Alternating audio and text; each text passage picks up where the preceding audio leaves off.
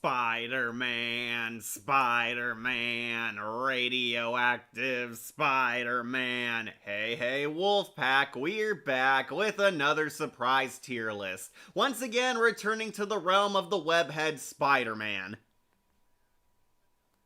Alright, sorry, making sure everything's working. Yep, we're back doing another surprise tier list, jumping right back into the Spider-Man saga. This time talking about all his villains from the live-action Spider-Man movies. Yep, all of them, from Green Goblin to Kraven the Hunter, unfortunately. Yep, I got them all here. So far, all of Spider-Man's villains in live-action movies. We're gonna be ranking and judging them all on this year tier list from top best to bottom worst. And I think you can all predict who's gonna land where, but we're doing this to have some fun.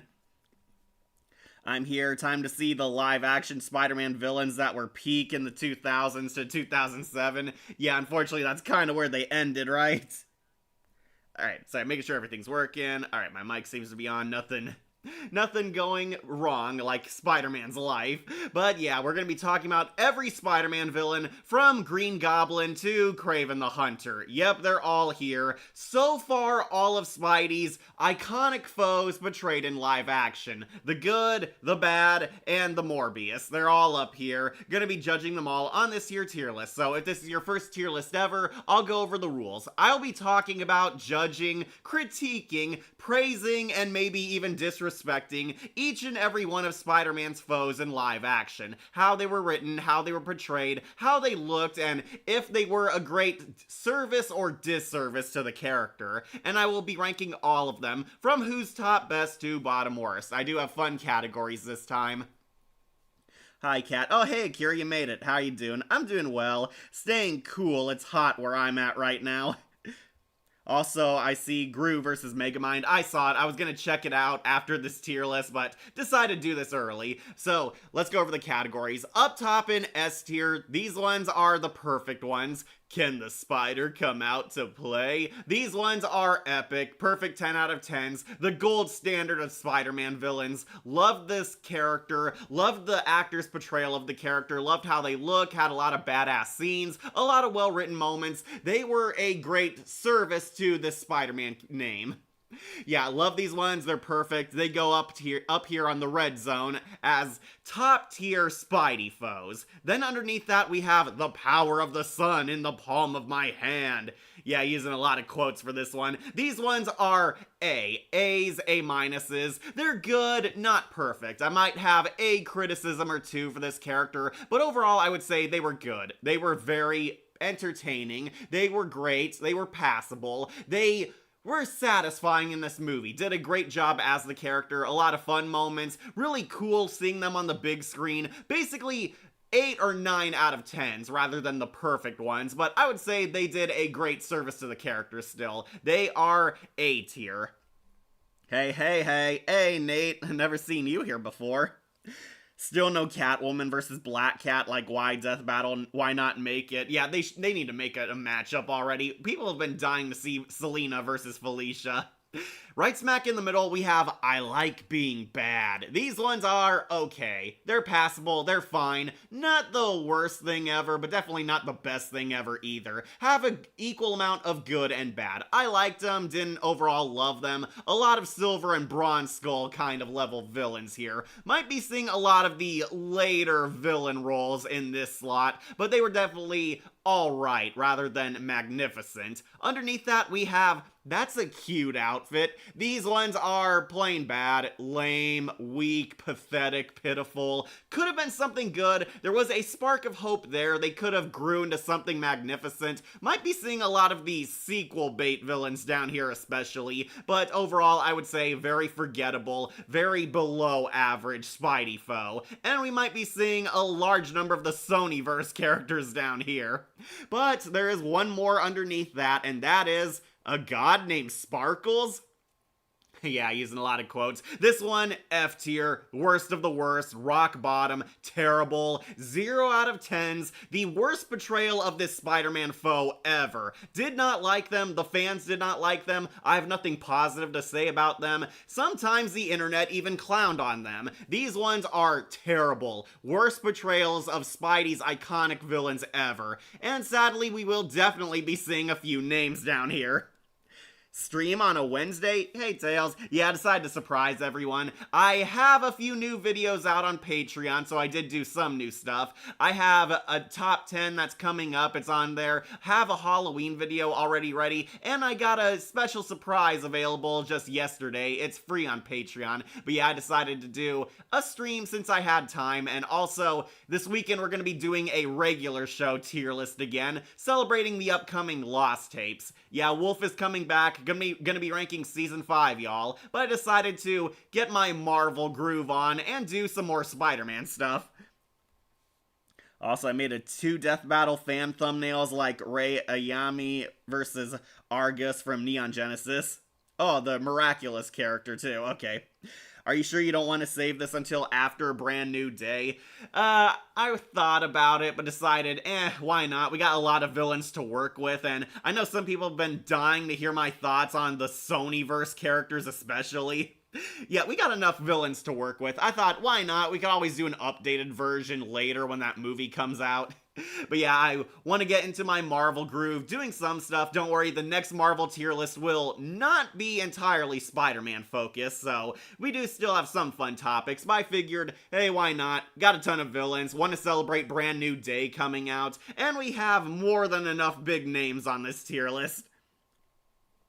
Hey, Kat. Don't know how long I can be here because I got stuff later, but I'll be here as long as I can. Daredevil finale was epic. Okay, I have not seen Born Again yet. I do not have streaming at the moment.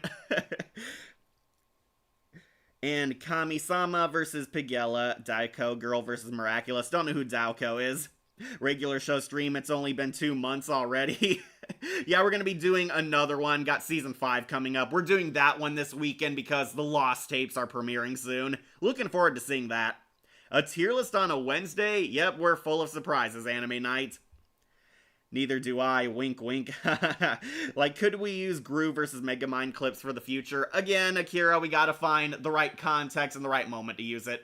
Alright, so, talk about all the Spider-Man villains. We have pretty much all of them so far, cutting off at Brand New Day, but I want to hype up that film. Got all the Raimiverse trilogy villains, the Mark Webb movies, the MCU villains so far, and the Sonyverse villains are all on here. Gonna be talking about all of them. Yes, we are going balls to the wall, all of them. Talking about every Spider-Man villain portrayal so far, and we're gonna be ranking them all starting now.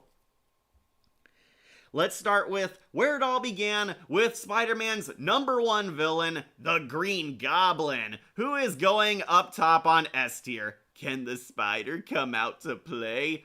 Yep, William Dafoe's Green Goblin is excellent, iconic. This is such a fun, over-the-top, scary, twisted Spider-Man villain. The Green Goblin is basically Spider-Man's Joker, his arch nemesis, the ultimate threat to New York City, and possibly the entire Marvel Universe, depending on what story you're reading. Norman Osborn is the scary CEO who practically runs New York, kind of a dark reflection of Tony Stark. Norman Osborn is a big name guy in his community. He's the CEO of Oscorp, this legendary company that has made a ton of great stuff, namely military weaponry. Oscorp is actually up there next to Stark Enterprises, if you can believe it or not. Yeah, Stark Industries competes with Oscorp. That's how powerful Norman Osborn is. And Norman Osborn is testing a prototype super soldier serum. It's implied this is a modified version of the Captain America serum, but it's basically the Globulin Green, the Green Goblin serum. Norman Osborn is desperate to make it work and eventually tests it on himself, where it drives him completely insane. Norman gains super strength, hyper intelligence, and very insane behavior, becoming the Green Goblin, and he dons one of his prototype military suits, transforming it into his supervillain armor. I know some fans do not like the Power Ranger Goblin armor, but honestly I don't think it was that bad. I was not completely torn up over it. I know his comic design is iconic and irreplaceable, but what we got in the live action movies wasn't too bad. This is a very tech-based Green Goblin, but I actually like the mask. I think it's pretty creepy. He looks like a badass, rides that goblin glider, kills a lot of people. He has like his pumpkin bombs which vaporize people into skeletons. Really dark imagery. Sam Raimi was definitely the guy who made Spider-Man a household name after these movies. William Dafoe, yeah, he was also Gil on Finding Nemo, hilariously around the right time as this too. Why did they make his suit so caked up? Well, he's trying to look intimidating. Again, this is what superhero movies were kind of doing around the 90s and 2000s. They had to give them a muscular, badass build. Like, the women had to look hot, the guys had to look like they were buff. Look like Greek gods, have like pecs, have like super huge muscles. Again, because they're supposed to look strong. These are supposed to be larger than life, peak physical condition characters.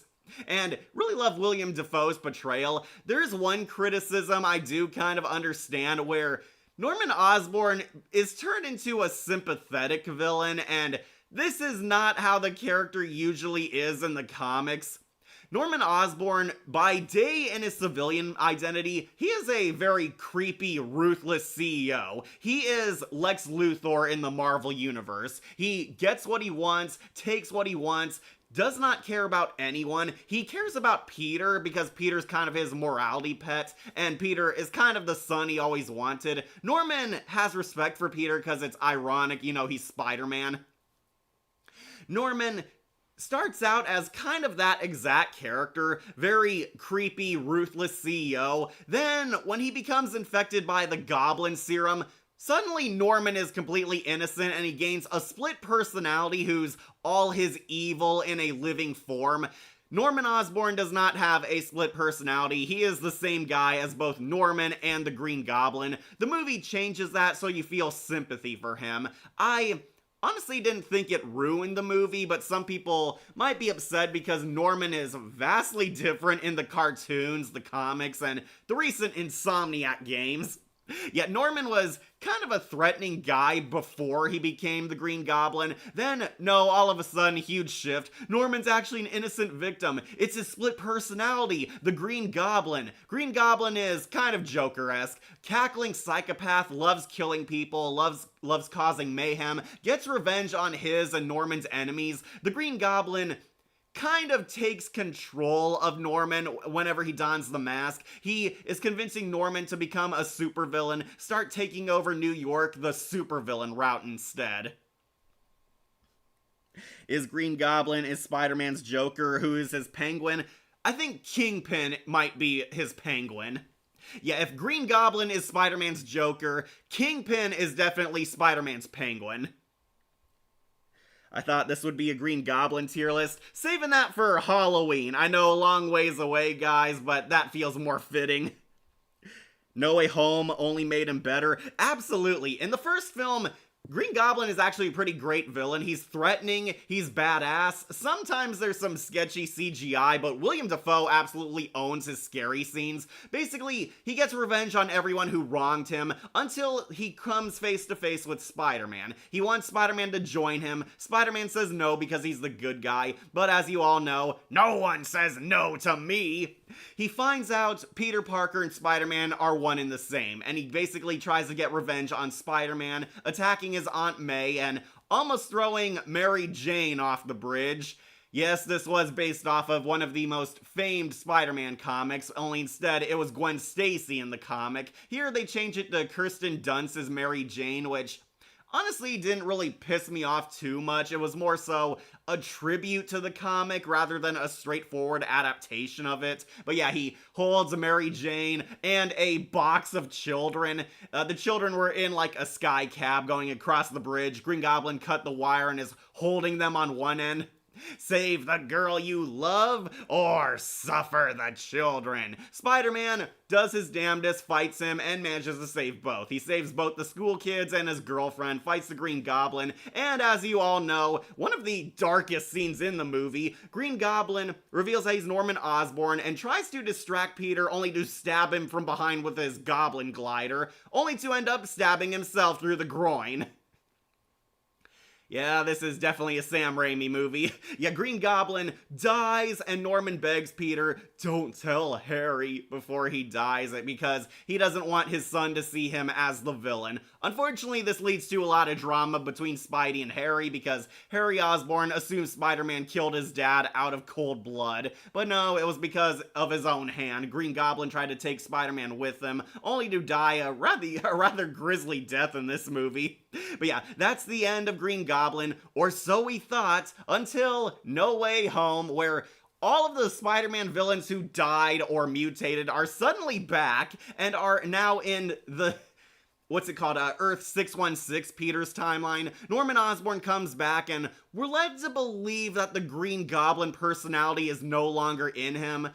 Yeah, it was kind of obvious that he was faking it, but yeah, basically, Norman comes to the MCU Peter, Tom Holland Spider-Man, begging him for help, that he wants to change, that he wants to fix himself, that the Goblin Serum ruined his life, he doesn't want to be the Green Goblin anymore, and Norman and Peter become friends, and I will say this has definitely made me appreciate the character a whole lot more. Tom Holland has never really had his own arch nemesis in the MCU movies. Green Goblin is the first for him. He's that guy, the guy who got under his skin, the guy who became his ultimate nemesis. Green Goblin fakes becoming good, only to reveal that he was using Spider-Man all along. He dupes Peter, betrays him, and kills Aunt May. Green Goblin took away his relative. Aunt May dies in No Way Home. Major spoilers, by the way. Yep, No Way Home made him much better. Yeah, Aunt May gets killed. Green Goblin reveals he's still just as evil as ever, and he's going to terrorize the MCU dimension, forcing Peter to kind of evolve as Spider-Man, and as you all know, he teams up with the past two Spider-Man. Andrew Garfield Spidey and Tobey Maguire comes back as Spidey in an ultimate crossover event.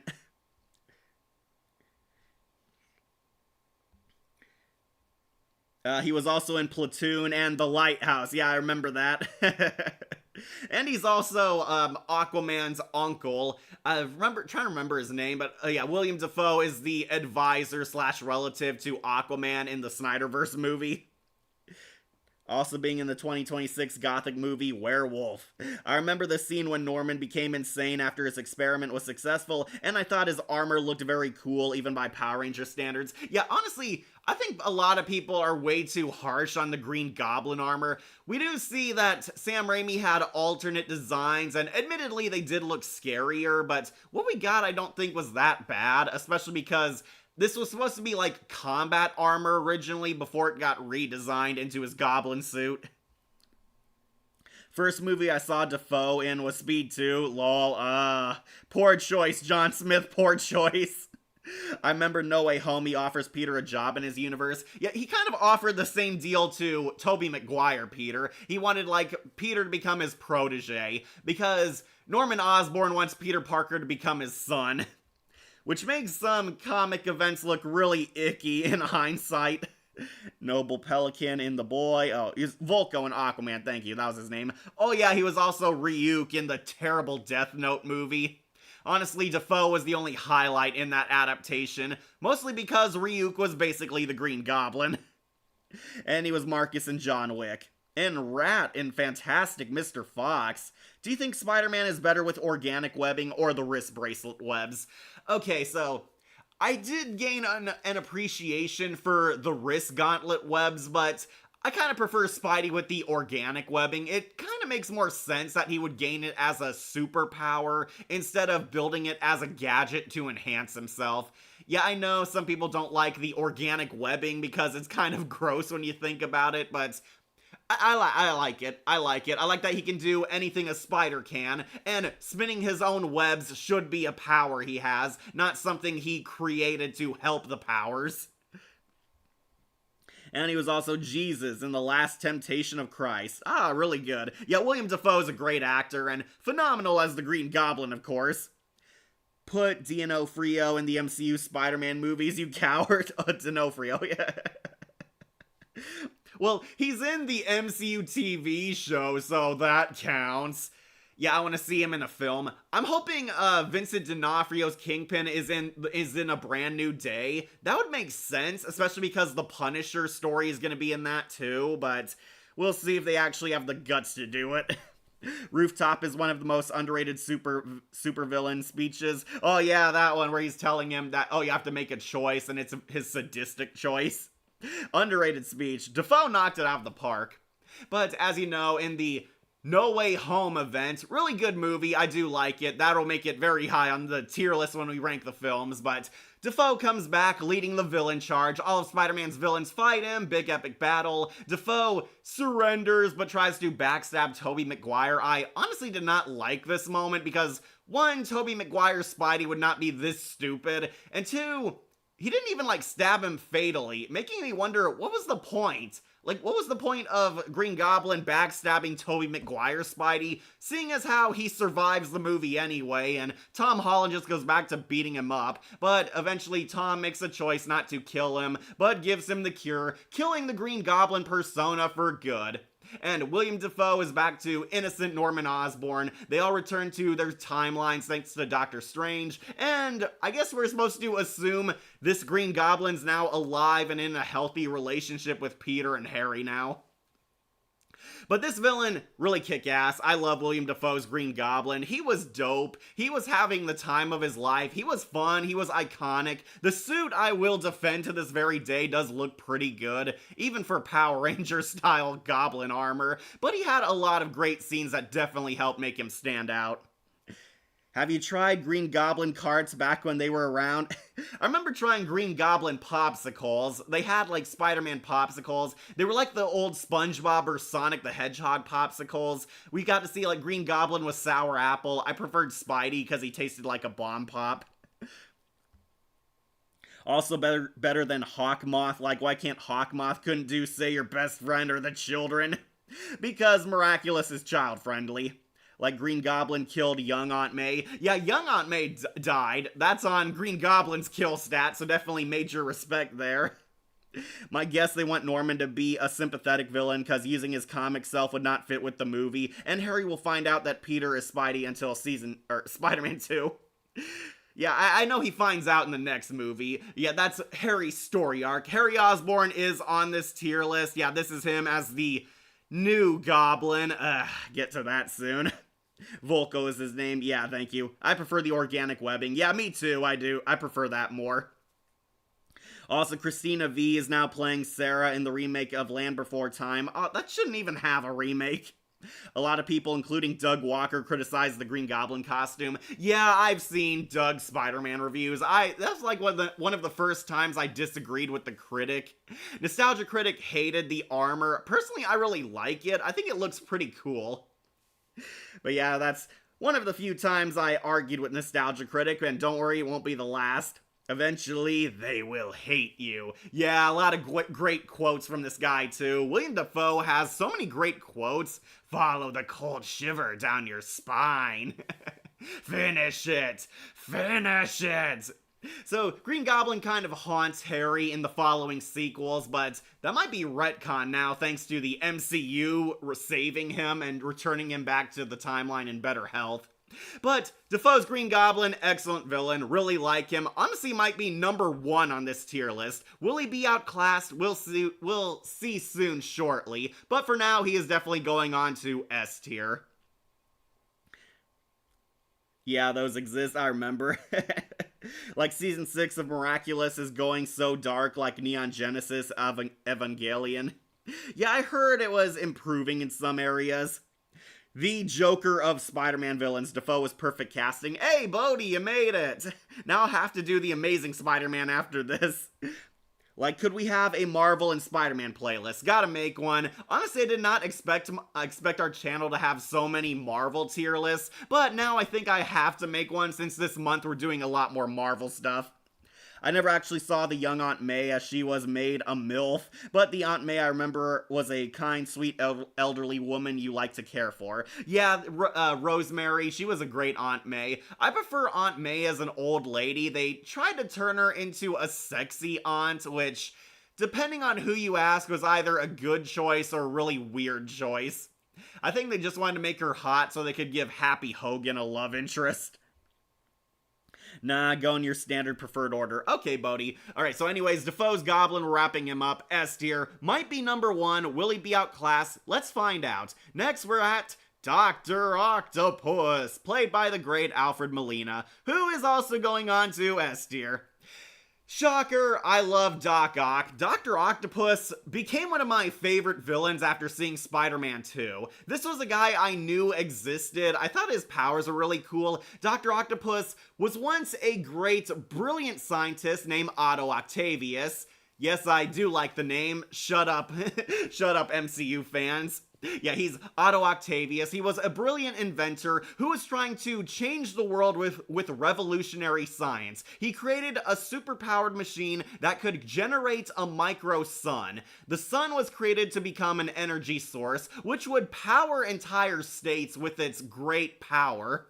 It's solar energy, literally in the palm of your hand. However, Dr. Octopus, his experiment went wrong. He sealed these robotic claws on his backside, as you can see here, and it's a lot more disturbing in the movie than it is in the cartoon.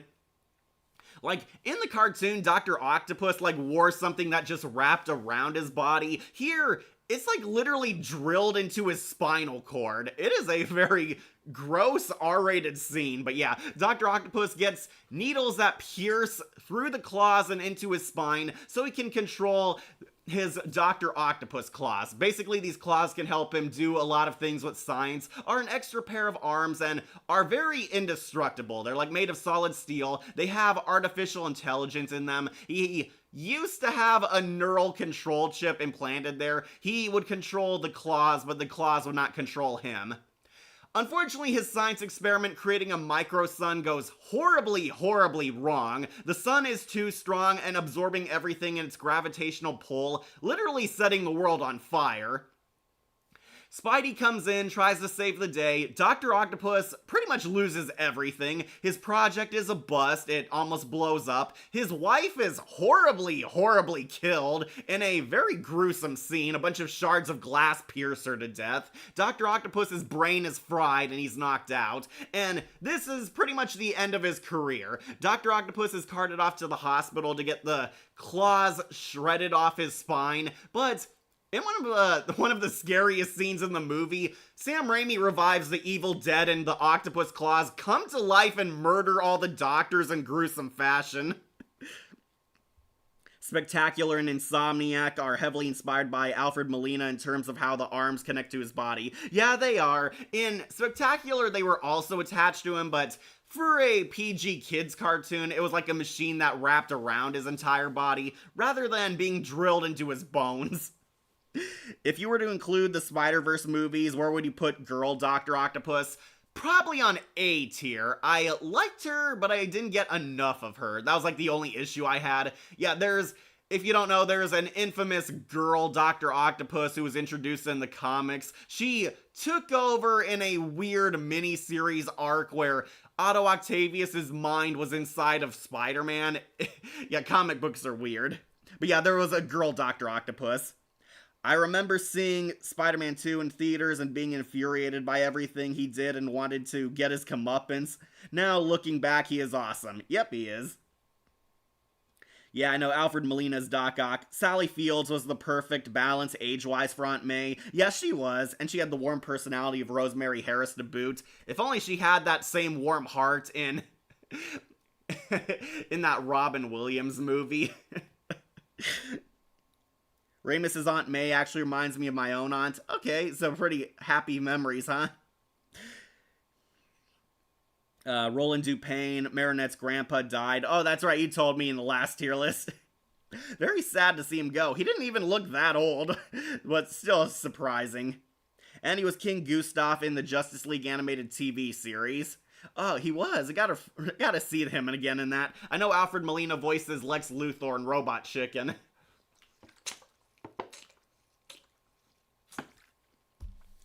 Okay, so, yeah, Doc Ock murders the hospital staff horribly, breaks out, and decides to start anew.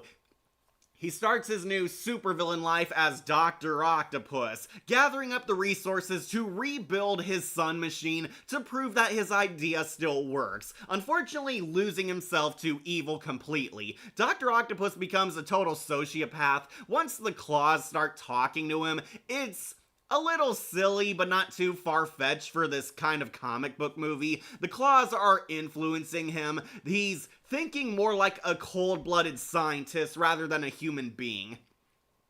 Doc Ock terrorizes the city, steals stuff, interferes with Spider-Man's life. He goes through a huge identity crisis, not knowing the difference between good and evil, steals a lot of stuff, robs some materials, robs a bank to gain funding to buy new materials, and works with Harry Osborn to get the weird energy source, the Trillium or whatever it was called. He tries to steal this powerful energy source. He needs Harry Osborn, makes a deal with him. He'll give him all the Trillium or whatever he needs in exchange for Spider-Man, leading to one of the best scenes in why he's on S tier, the train fight. Yeah, it still holds up. It is a magnificent scene. One of the greatest superhero fights of cinema. Dr. Octopus takes Mary Jane hostage, tells Spider-Man to come face him. Spider-Man shows up and they fight on the big subway train. It is very epic, really cool. A lot of the effects miraculously hold up. It looks really cool. Like, Doc Ock fights him on a train, Spider-Man saves a lot of people, get that really epic scene where Tobey Maguire made himself an icon, he shoots all those webs and saves the subway from crashing using his mere spider strength. Dr. Octopus, unfortunately being a cheating bastard, sneak attacks, takes Peter hostage, and Peter's almost killed by Harry. We'll get to Harry soon enough. But yeah, Harry finds out his best friend, his Spider-Man is Peter Parker, lets him go because he finds out that Dr. Octopus is going to destroy the city with his device. He's doing it all over again, building a micro sun. However, it's in a lot less controlled environment, and Dr. Octopus is clearly not thinking straight. Peter shows up, saves MJ, fights Dr. Octopus, and we actually get a good tragic villain scene here. It worked a bit better than William Dafoe's tragic villain side because the Green Goblin is super evil. Here, Peter meets with Dr. Octopus, he gets his brain saved after he's electrocuted again, he finally regains control of himself, realizes that he's destroying the city, and Spider-Man talks him down, talks him into doing the right thing, tells him that there's still hope and he can go out a hero. Dr. Octopus heroically sacrifices himself by destroying his sun machine. I will not die a monster. And he destroys his device, takes it down with him. Unfortunately, Dr. Octopus dies in the process. But it actually works here because he actually did have good in him at the start, compared to Norman, who was kind of a creepy and shady guy from the start. Here, Dr. Octopus wanted to do good, became a tragic villain, similar to kind of Sam Raimi's Darkman in a way, but ultimately died a hero. He died a hero instead of living long enough to see himself become the villain.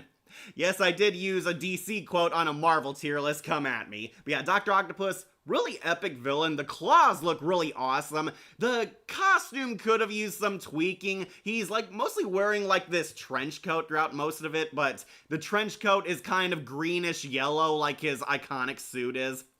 This would also not be the last we ever see of Doc Ock because he did come back in No Way Home. Yep, Dr. Octopus returns. Alfred Molina instantly hopped on board, was all over social media talking about it, how happy he was to be back, doing a lot of action sequences. They do kind of de-age him. It looks a bit off.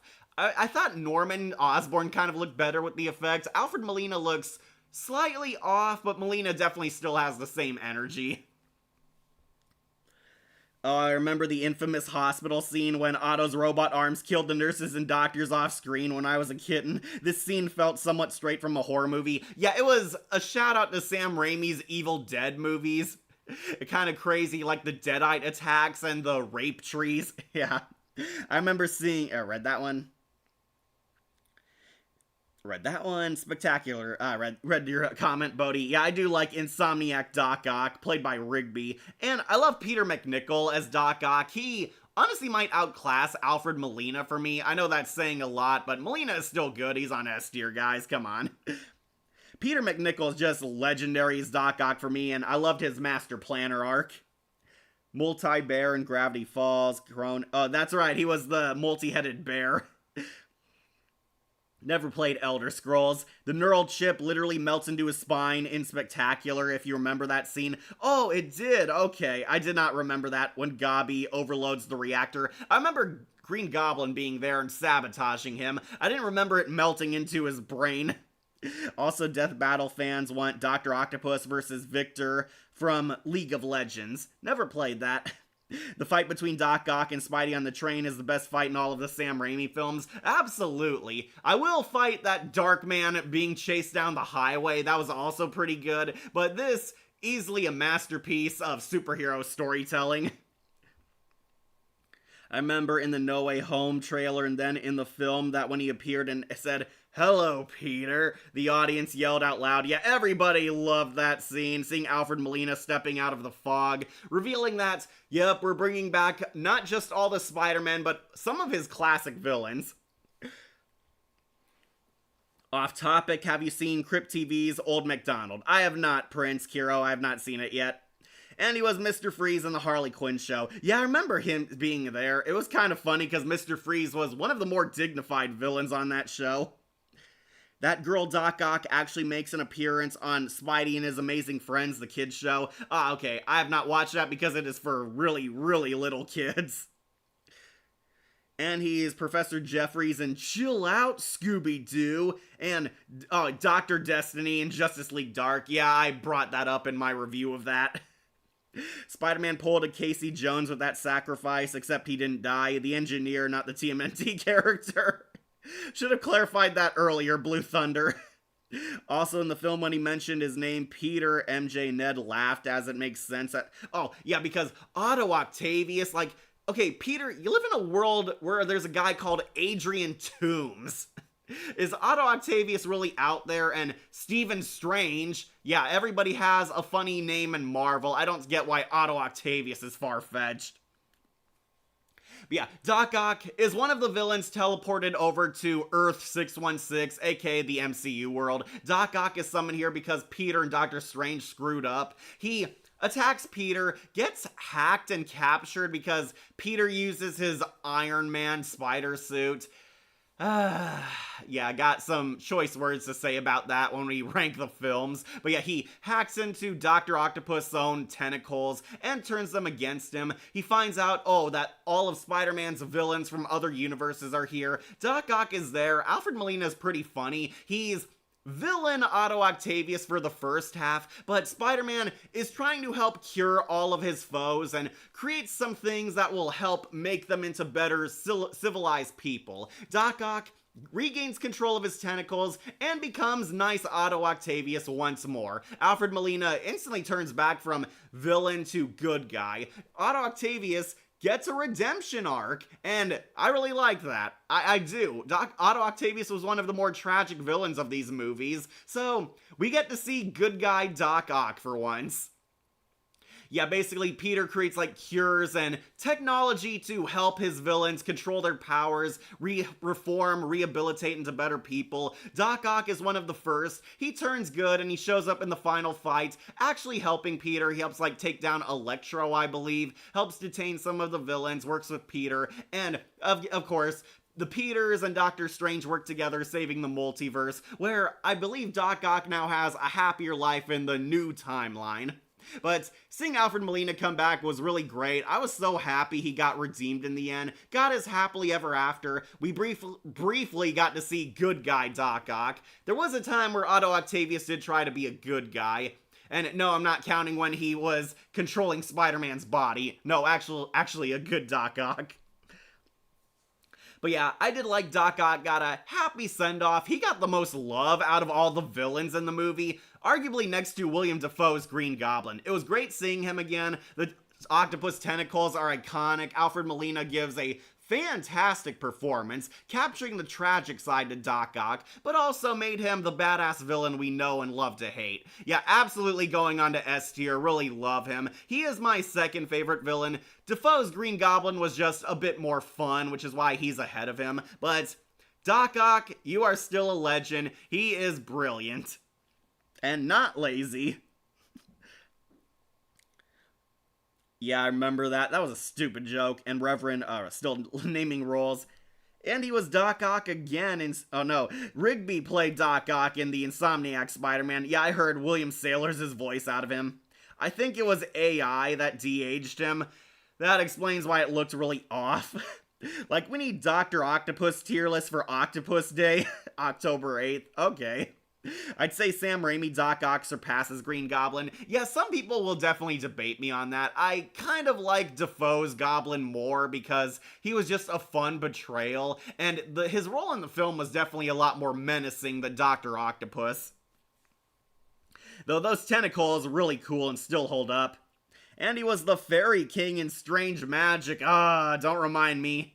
Remember Bodhi, Alfred Molina was in Strange Magic, your favorite George Lucas movie? If I were to use a clip for the hospital scene, it would be the part when Genji ran away in his lamp when the Mystic Force Rangers met Imperius. My favorite fight of Spider-Man and Doc Ock is them standing on the side of that building. When they were on the bank. Yeah, he robbed the bank. He took Aunt May hostage. Aunt May got a badass moment. She, whacked Doc Ock in the eye when he was gonna try to sucker stab Spidey. That was a really funny and really cool scene. Yeah, he's trying to trick Spider-Man into coming to him, gonna impale him with one of his claws. Then Aunt May, whacks him, breaks his glasses, and causes him to miss. That was a pretty epic scene to me. It was a moment in pop culture. Yeah, it was. Every moment from Spider-Man 2 is a iconic moment of pop culture, alright? Yeah, for a brief moment, they show what happens to Ock's neural chip and arms as he's being electrocuted in Spectacular. It's fairly gruesome. Yeah, Spectacular had its R-rated moments. Feige knew Defoe and Molina could never be topped, so he called on the multiverse loophole. That's all the multiverse has been doing. I mean, we got Patrick Stewart back as Professor X, people. Oh, and Kelsey Grammer's back as Beast, but unfortunately in CGI. The Marvels was dog shit, but seeing him in it definitely was a point. No Way Home was a great closure for Toby and Alfred's relationship. Yeah, it was. It was great closure for all of them. Even Andrew Garfield got great closure. Did not like Jamie Foxx's Electro, even after they improved his look, though. No Rhino, Black Cat, Hobgoblin. We do have Hobgoblin on here. Kangaroo, Grizzly, the Squid. We do have a Black Cat and Rhino on here. Monster wears a suit with tentacles to combat Spider-Man. Hypno Hustle. Ew. Yeah, Spider-Man villains are weird. They are weird. Satipo from Raiders of the Lost Ark in his one role. Oh yeah, and Alfred Molina was the guy who got killed at the beginning of that movie. When MCU Aunt May is offering him a drink, I'm he threw his universe's equal to you off a building, lol. Yeah, that was kind of an issue with the MCU, currently still is. A lot more jokey and goofy moments, sometimes too many for their own good. I remember the scene when Aunt May whacked Otto with her cane because despite Jameson slandered Spider-Man and made everyone in New York against him, but May still knows Spidey is still good. Some fans theorize that the Raimi-verse Aunt May knew that her nephew was actually Spider-Man all along. She knew Peter Parker was actually a superhero, but was kind of a secret keeper. Anyways, Molina's Doc Ock, definitely S tier, really like him, kick-ass villain, he was fun, he did the character absolute justice, was a highlight of an already epic movie. He is going on to S tier. Sadly, fans, I do prefer William Dafoe's Green Goblin a bit more than him, so don't worry, he's still up high. Will he be outclassed too? Let's find out. Probably not, because now we're on Spider-Man 3. I have a feeling Doc Ock will return in Spider-Man 3, the game. I hope so. What do you mean we have Hobgoblin on here? What I miss? Oh, Bodhi, we have the Spider-Man 3 villains with Harry Osborn as technically the Hobgoblin. Now, in the movie and on Wikipedia, they call him the New Goblin, but he's the Hobgoblin. This is the Hobgoblin in all but name, and I have some mixed feelings on this. Harry Osborn is actually a pretty great character in this trilogy, but then he finally fulfills his villain arc in Spider-Man 3, becoming the successor to the Green Goblin, the Hobgoblin, and he's going on to A tier, the power of the sun in the palm of my hand. Yeah, remember this suit, folks? Remember how Hobgoblin looked in the third movie? Alright, so Harry Osborn has been going through a slow but steady villain arc. He believes Spider-Man killed his father, Norman Osborn, and it turned him against Spidey entirely. Harry Osborn has inherited Oscorp, become the new CEO of the company, and Spider-Man 2, he finds out Spider-Man is his best friend, Peter Parker. Harry believes that Peter is now fully evil and against him. He has kind of a morally gray thought process here. He thinks he's the misunderstood hero and that Spidey is really an evil villain. He is kind of walking the line between good and evil, not knowing if he wants to kill Spider-Man or not. Well, he chooses to get revenge for his father anyway, finding the secret Goblin Cave, where he adapts the Green Goblin tech into his own, becoming quote-unquote the Hobgoblin. Yeah, this is the closest we've gotten to seeing the Hobgoblin in live action, and I hate the suit. Yeah, this is why he's on A tier instead of S. I hate this Green Goblin outfit. It looks so generic, so meh, so mediocre, and sucked out all the life and color from it. Green Goblin suit is reformatted into kind of this greenish orange suit. He has like a gas mask instead of a goblin mask, and he rides like a hoverboard instead of the goblin glider. It looks very generic. It is like stale, very forgettable, kind of more like a minion outfit rather than a supervillain outfit. I have a feeling, yeah, read that one. Fun fact, Akaran from Dandadan did the Scooby-Doo tune, or the run, Scooby-Doo run. If Doc Ock does return, I hope he gets a happy ending. He did in Spider-Man No Way Home, but yeah, if he does in a movie, I hope so. But the Hobgoblin mask is in the movie. He doesn't don it, he wears that stupid ski mask. And why are you wearing that ski mask? Because you're not skiing! Sorry, Bodhi set me up. Yeah, he doesn't wear the Hobgoblin mask. I was thinking, oh, wouldn't it be so cool if he spray painted the old Goblin mask like, you know, yellow and orange, wore a hood over it? No, he doesn't do that. He instead wears this generic suit because Sam Raimi and the executives caught wind that the fan base did not like the Power Ranger Goblin armor, so they changed it into this rather generic military-looking outfit, and it's why he's down a level. I did not like the suit. I did not like the armor and the equipment. It's sort of Goblin-esque, but also very restrained. The new Goblin. He's the Hobgoblin, okay? He's the Hobgoblin. Harry Osborn becomes the Hobgoblin. He takes up his father's mantle but makes it his own. The Hobgoblin rises in Spider-Man 3 as a villain terrorizing Peter. He attacks him and... Alright, finally getting to another negative. Harry is sort of a major villain in Spider-Man 3, but he's not the main villain. Harry Osborn gets whacked on the head and suffers from amnesia. Yes, I'm dead serious. Harry loses his memories and forgets that he hates Peter and Spider-Man. Harry is set back to default mode from Spider-Man 1. Harry Osborn is kind of clueless, getting his life back together, getting his friendships refixed. He doesn't remember a thing, and Spider-Man kind of leaves things this way because it is much, much safer. Well, Harry spends at least 2/3 of the movie completely, like, innocent, very friend, back to his broship with Peter and MJ. He's back to being the nice guy, back to hanging with them. Then he suffers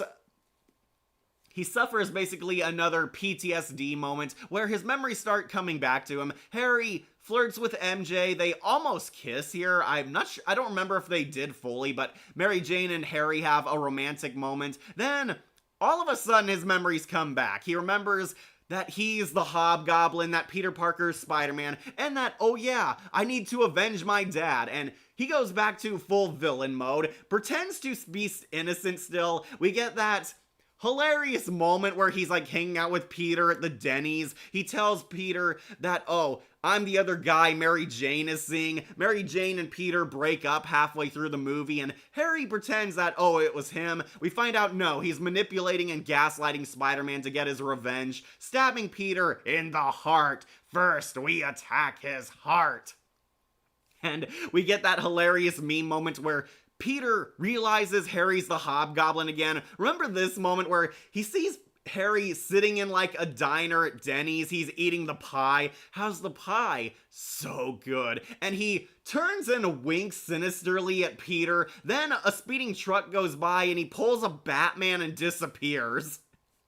It is so funny. I'm not sure if it was supposed to be, but yeah, it is like one of the funniest moments in the film.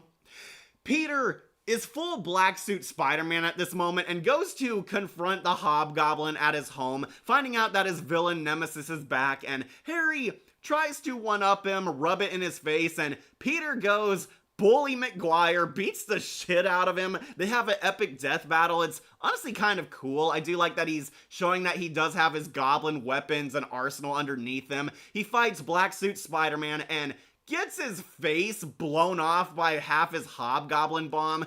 Yeah, Peter fights him, disrespects him, and rather justifiably mocks him. Oh, we're gonna cry, little Goblin Jr.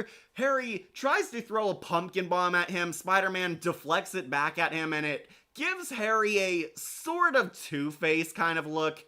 It's not too gruesome like Aaron Eckhart's face, but no, he gets like a slight burns across his face, and Harry manages to miraculously survive this somehow. Peter kills the Hobgoblin. We find out the Hobgoblin's okay, but he's now partially wounded. But we get to another infamous moment, and I'm starting to realize a lot of infamous moments are connected to the Hobgoblin. Peter needs help defeating Venom and the Sandman when they abduct MJ. Harry says hell no, but then he talks to his butler, and the butler reveals that, oh, I knew your dad was the Green Goblin and Spider-Man didn't kill your dad. Why didn't you tell him this sooner? So, we're probably going to repeat this in another tier list, but the butler was supposed to be a figment of Harry's imagination. He was his conscience in a literal form that only he could see. The butler, there was going to be a twist that he was never there. He was never interacting with anyone. He was not even a person who exists in the movie. He was Harry's conscience trying to bring him back to the light side. And honestly, I think this could have worked. The problem, it ended up a deleted scene, which makes this moment even stupider because as far as the audience knows, this guy was a real person. He knew this all along and didn't tell Harry that, oh, Spider-Man didn't kill your dad was evil and he got himself killed. Harry becomes a good guy after this moment and he helps his bro take down Venom and the Sandman.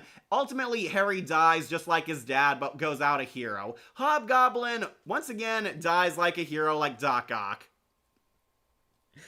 So Spider-Man, the new animated series live action, kind of, yeah. The new animated series was supposed to be connected to the Raimi-verse, but it's kind of been retconned out. I turned evil and became a pro snowboarder. I used to like Harry's Hobgoblin design, but it's okay, but I think they should have made his mask look like the one from the comics in the animated series. Yeah, they should have. I would have preferred his suit being like the orange and yellow, you know, like the Hobgoblin, but honestly, the suit just did not impress me. It just looked too meh. You knew this was coming, Pete. James Franco also played Lemmy in Arctic Dogs. Also have a web series of making a scene with James Franco. I meant in the game. He is definitely the better Goblin Harry than Dane DeHaan. Oh, yeah, that's for sure. He's faster, stronger, has better equipment, has way more screen time, and can break Peter emotionally. Yeah, he's miles better than our next Harry Osborn coming up, but The suit is what really kills it for me. Harry Osborn is actually a pretty good character in these movies. Really like him. Love his morality struggles. Love that he can actually fight. Harry grows from a wimp to a total badass. Tries to follow in his dad's footsteps. Realizes that, oh, he was always a good guy all along. Helps his bro Peter take down the Sandman and Venom in a pretty epic bro moment. They team up, fight together, and Harry dies saving his two best friends, and they get to see him go out a more honorable man than Norman went out, which is a satisfying conclusion to his character.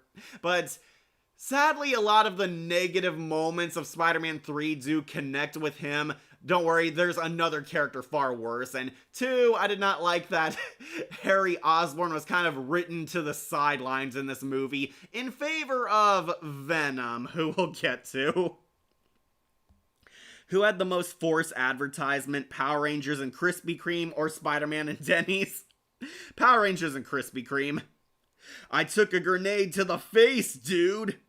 Like it feels like if Adrian Agreste, knowing that Ladybug kept a secret about his father's death and he's Hawkmoth. Yeah, kind of like that. Who made Great Gazoo the butler? Yeah, he was kind of funny. I'm gonna guess the butler knew Norman is the Green Goblin, but he waited till Harry's ready to know about what really happened to Norman. Yeah, but he should have told him a lot earlier, because he became a supervillain trying to kill Spider-Man. Like Sandman time from Marvel Clayface? Yeah, he is. Okay, so to wrap up, Hobgoblin is going on to A tier. I love the writing for him. I will defend that this is a decently written villain, and they give a satisfying conclusion to Harry Osborn's arc, but the suit and some of the goofy moments really hold him back, which is why he's not making it to S tier. Sorry, but we'll have to wait for a better Hobgoblin in the future. For now, James Franco, I'll put you onto A tier. The power of the sun in the palm of my hand. Alright, time to move on. Let's get rid of our first negative villain, Venom, played by Eric Foreman. Venom going on to, that's a cute outfit. Yes, we made it to the weakest villain of the Raimi era, Venom. We're counting both the symbiote and Eddie Brock. Venom was a huge letdown.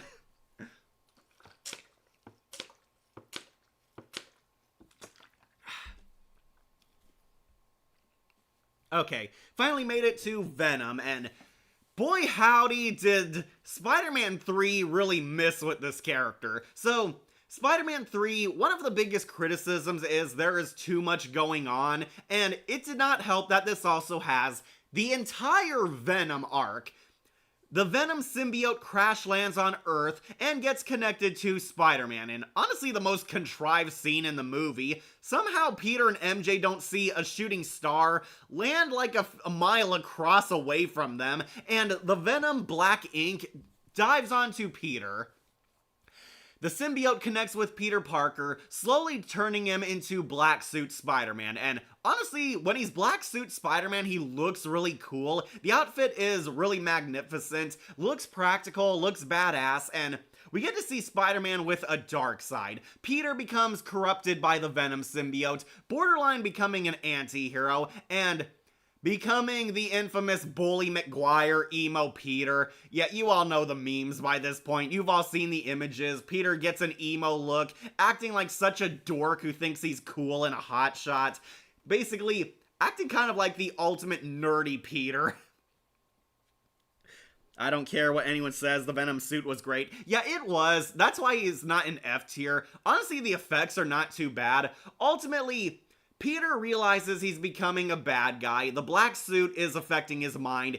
Venom almost helps him murder both the Sandman and the Hobgoblin, murders them horribly. Spider-Man realizes the symbiote has changed him, brought out all his negative emotions, and he beats Venom off. And in the last 30 minutes of the movie, the symbiote covers Eddie Brock. Eddie Brock is introduced as a dorky evil counterpart towards Peter Parker, his rival at the Daily Bugle. Topher Grace is pretty much what drags him down. Topher Grace is awful in this movie. He's goofy, very cringy. They try to make him kind of the hot-headed, dark Peter Parker. He's kind of a loser weirdo. He's Peter without any of the charm or likability.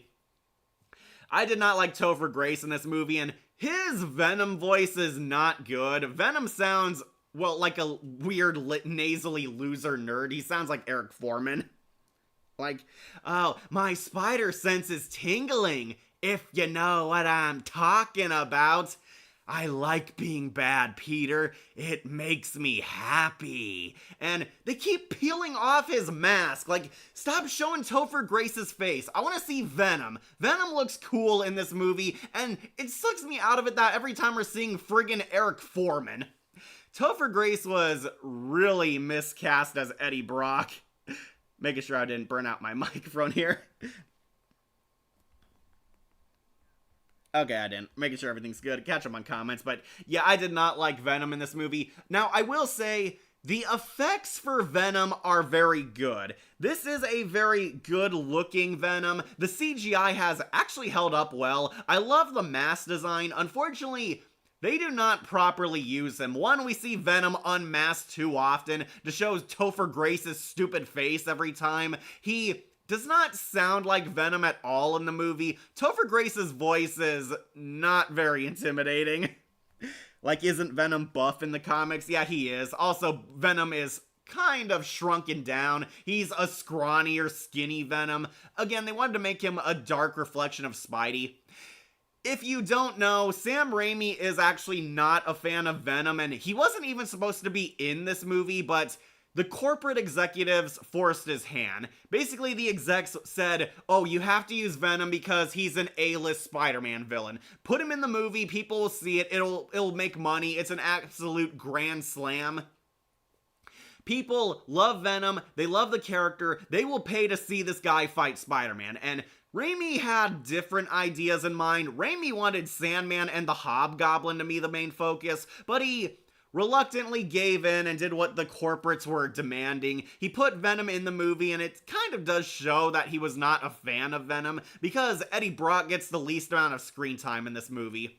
Eddie Brock is basically the OG Master Org. He's an entitled loser, wanted everything. Peter exposes Eddie as a fraud because he photoshopped a few of his photos. J. Jonah fires him. Eddie Brock goes to church to pray for Jesus to kill Peter Parker. Yeah, you look me dead in the eye and tell me you took that scene dead seriously. Lord, I don't ask for much, but I only want one thing. I want you to kill Peter Parker. Okay, but it's gonna cost you a few Hail Marys.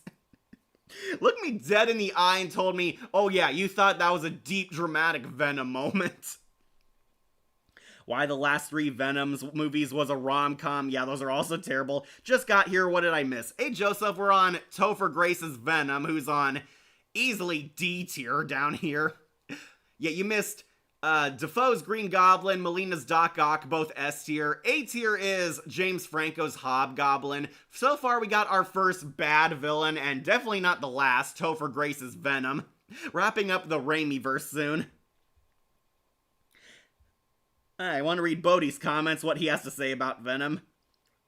Thomas Hayden Church plays Sandman. Yeah, we'll get to him after. Fun fact, in the Spider-Man movie game, there's a code you can put in to play the story mode as Harry Osborn as the Green Goblin. Oh, that is pretty cool. Topher Grace played Venom. Yeah, very poorly, I might add. I don't care how weak he is, Venom was freaking scary in Spider-Man 3, with little screen time he had. Topher Grace was at least a decent Eddie Brock. Okay, so Grace was slightly more tolerable than Tom Hardy's Eddie Brock, but just barely. Yeah, okay, the Venom suit is not the problem. How he was written was the big problem. Sorry, catch up on comments, guys. Damn, went too high. Oh, hey, Monica, you made it. Hey, Monica. Okay, so the Venom suit was not the problem. The CGI actually looks pretty great. The problem was how he was written and utilized. Venom is off screen for far too long, and Eddie Brock is just too pathetic to sympathize with or take seriously. Eddie Brock is pretty much the polar opposite of Norman and Doc Ock. He is completely evil. He likes being bad. It makes me happy. Eddie Brock bonds with the Venom symbiote when Peter knocks it off of him at the church. It falls onto him and he becomes Venom, and his Venom voice really not scary. Venom teams up with Sandman to get revenge on the one who wronged them, Spider-Man. They kidnap MJ, lure him into a trap. Really cool scene with the Venom webs everywhere in those skyscrapers. But Peter and the Hobgoblin show up to double team Venom and Sandman. Ultimately, Venom is defeated. He gets the symbiote removed from Eddie Brock. They use the sound waves against him. That is the weakness of the symbiotes. They can't handle loud sounds. Peter uses a bunch of construction gear to make loud noises. The symbiote slips right off Eddie Brock, and I do love its final form. The symbiote takes like a physical form, which, surprise, actually looks like Venom. It attacks him, but Peter uses one of the Hobgoblin bombs to kill him, and Eddie Brock goes with him because Eddie Brock is addicted to the power. And that's kind of the end of Venom. Venom just blows up. Yeah, I'm not even kidding. Venom blows up. One of the Goblin bombs takes him and the symbiote down, which makes things kind of confusing as to how they were gonna do Carnage in the sequel, but yeah, Venom is killed off at the end rather anticlimactically. Though it is a lot better than the Lizard's defeat, but Venom, just disappointed. Like, I'm sorry, I know the effects are good. I do like the design for Venom, even if he is skinny, but the problem is there is a severe lack of Venom in the movie. Eddie Brock is also not a well-written character. He is basically a jealous douche who hates Peter Parker, gets the Venom symbiote and decides to kill Spider-Man because he thinks that'll solve his life's problems.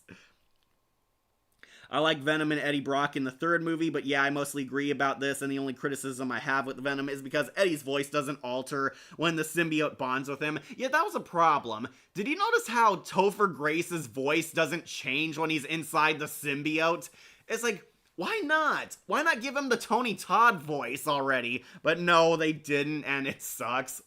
The symbiote itself is definitely cool. I like the effects. I do think it has creepy moments. I love its final form where it tries to still kill Peter, even without a host body. That scene was awesome. But everything else with him, yeah, kind of shaky. Didn't help that he was also emo Peter for half the film. And although his transformation into Venom was rushed as hell, it was the second most terrifying scene, next to Doc Ock's hospital. Yeah, I'll give you that one, Bodhi. That was pretty creepy and really gross looking. He was Leonardo in Pinocchio, not the Disney one. Mark in the Twilight Zone episode Try. Look forward to Wolf's review on that.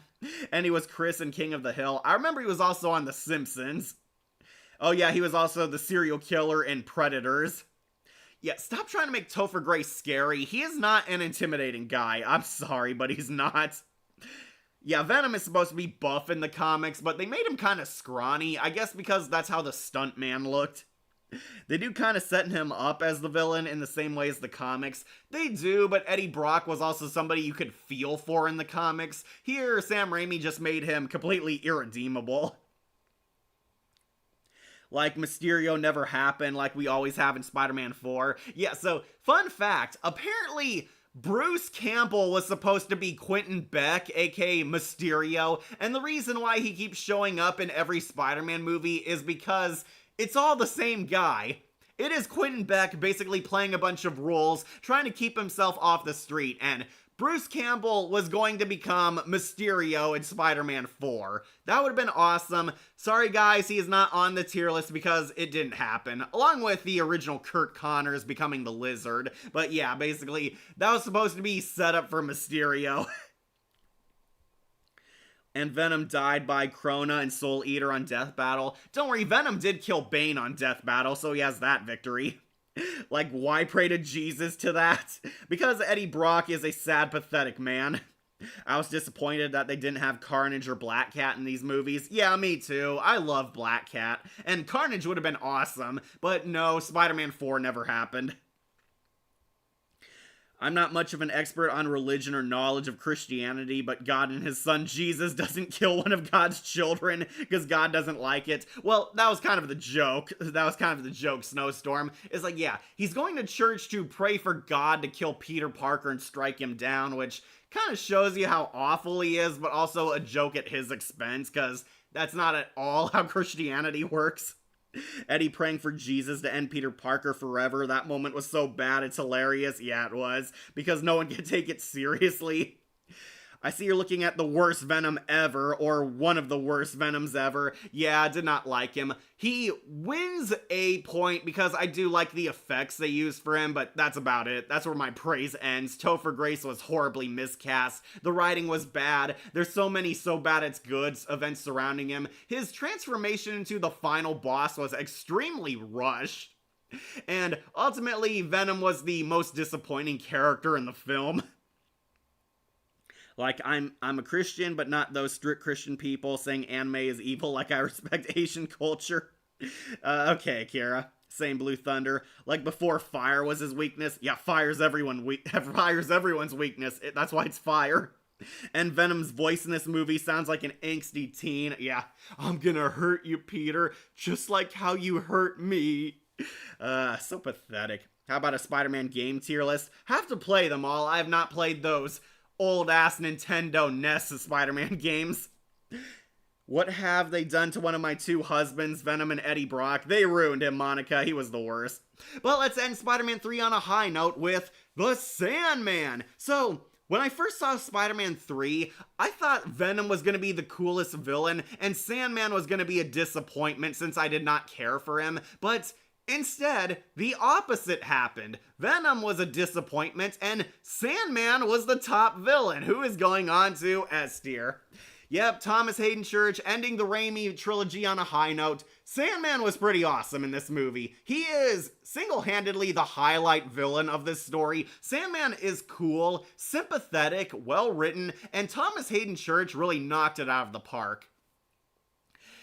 This is the Sandman. Basically, his name is Flint. He is a washed-up criminal, and we find out he's a deadbeat dad. Sandman used to be a burglar, a robber, found himself on the wrong side of the law. He was best friends with the guy who shot Uncle Ben.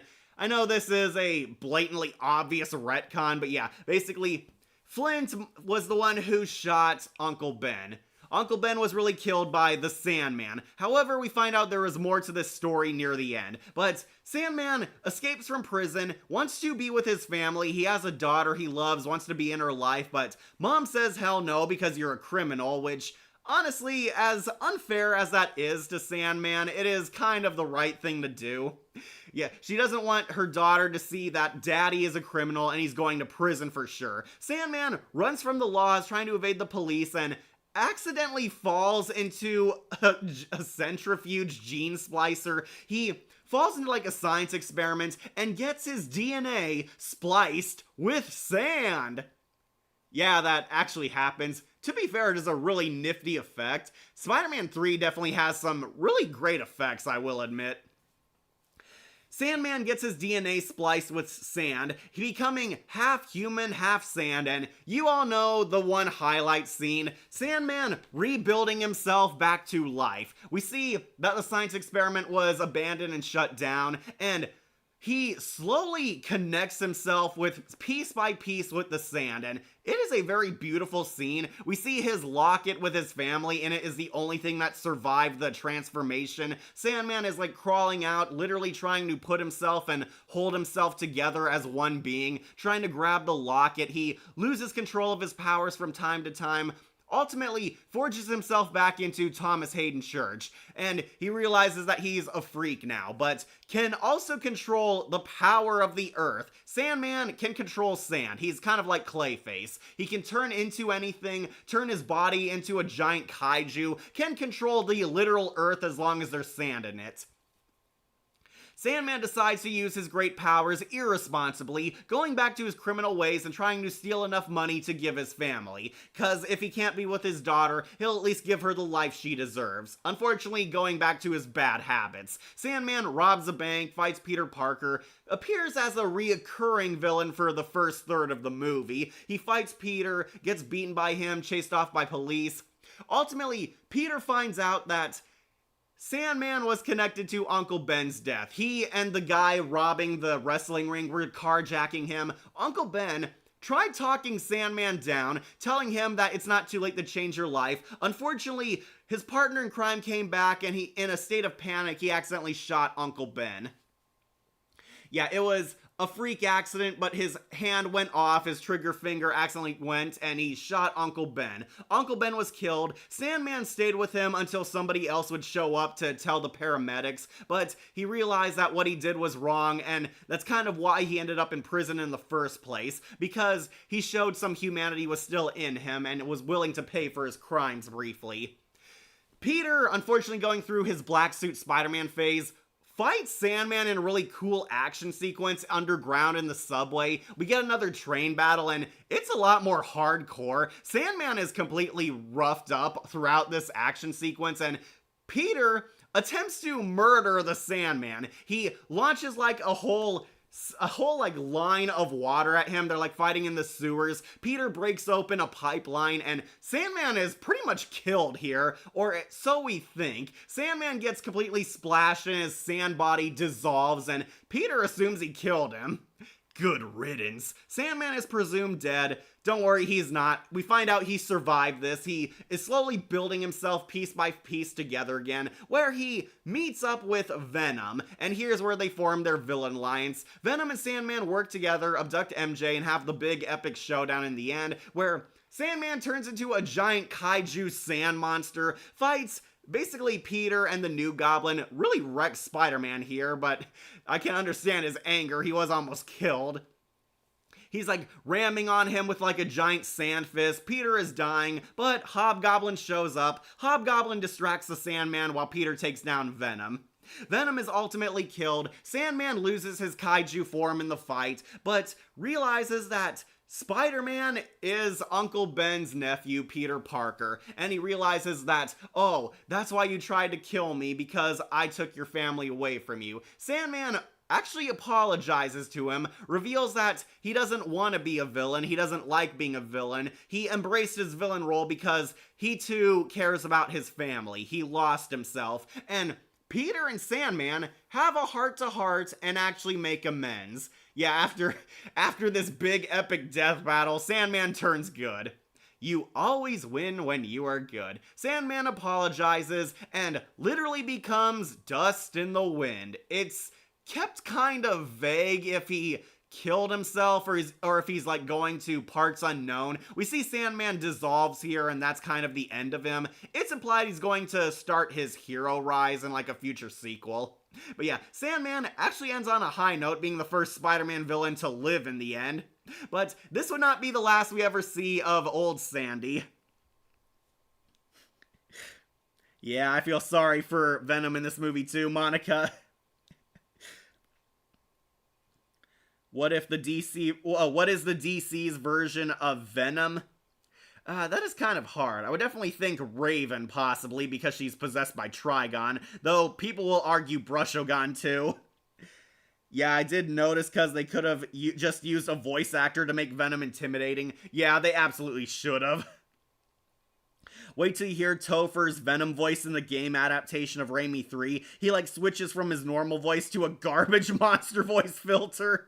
The longer he speaks, now I'm avoiding that game, thanks, Bodhi. I also found out that this version of Venom was going to have a movie, and he was going to look and sound 10 times better than this. That ended up being Tom Hardy's movie, and he was going to have a symbiote love interest in the movie. Would have loved to see She-Venom, but unfortunately we got that in Tom Hardy's film. Okay. It felt like Eddie doesn't want to make a deal with the devil, which is a bit of an ironic joke. Ash Williams as Mysterio sounds like it could have been great, but it never happened. Like, why is it because Spider-Man 3 was critically panned by audiences and critics? Yeah, that was a huge factor in it. I heard there might be a Spider-Man sequel coming up that's actually connected to Andrew Garfield's timeline, but that was just a rumor. Like Sandman time. Yep, we made it. I would put Sandman at S tier only if he wasn't written to be Uncle Ben's killer instead of Carradine. Yeah, that was also a problem people had. I didn't mind too much. I know it was kind of ridiculous to add this, but Sandman himself was just so cool in this movie. He was very visually epic to look at. Thomas Hayden Church nailed the sympathetic side to him. The graphics were really good. The writing for him was definitely decent, and he did have the most epic part in the final battle, so I did appreciate that. Oh, there's Wolf's cameo. He's on Steam. It's the same problem I have with pre-Joker killing Bruce Wayne's parents. Yeah, it does kind of make the universe seem a lot smaller. Thomas Hayden Church, the actor who served the Marine in the Korean War and Army Air Force.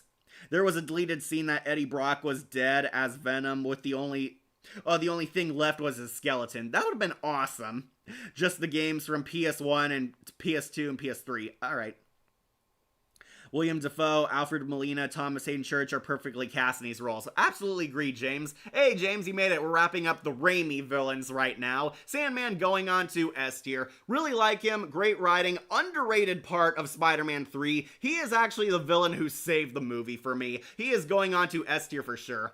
Though I do have to mention, this would not be the last time we see Thomas as the Sandman, because he came back in No Way Home. Sandman admittedly had the least to do in that next to the Lizard. Sandman is there, and basically he wants to be cured of his sand powers. We see him mostly as a CGI sand guy, because Thomas Hayden Church was busy filming another movie elsewhere, so he basically dubbed a bunch of lines and they had a CGI Sandman stand in for him.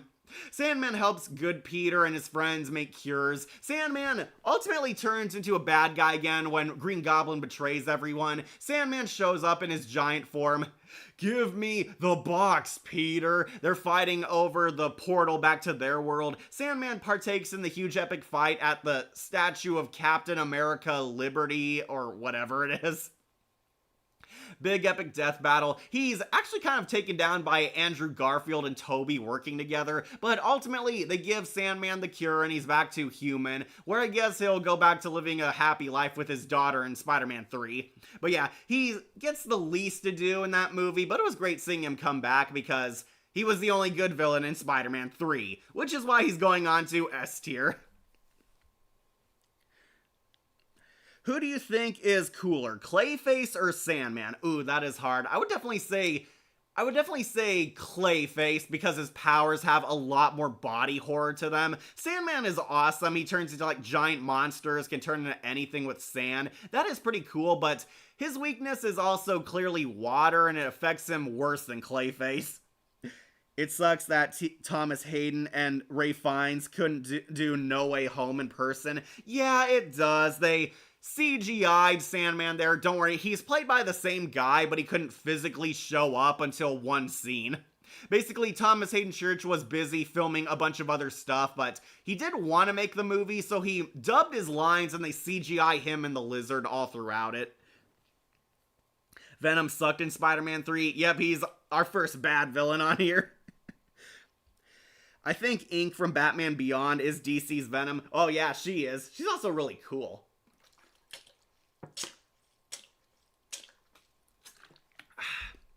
Got my water to stay hydrated. Thomas Hayden Church was great casting. Loved his first scene with the beautiful music, where he rises from the sand pit and slowly returns to human form. The CGI was phenomenal. Absolutely. You can find that scene on YouTube because it was pretty short, but it was an epic moment.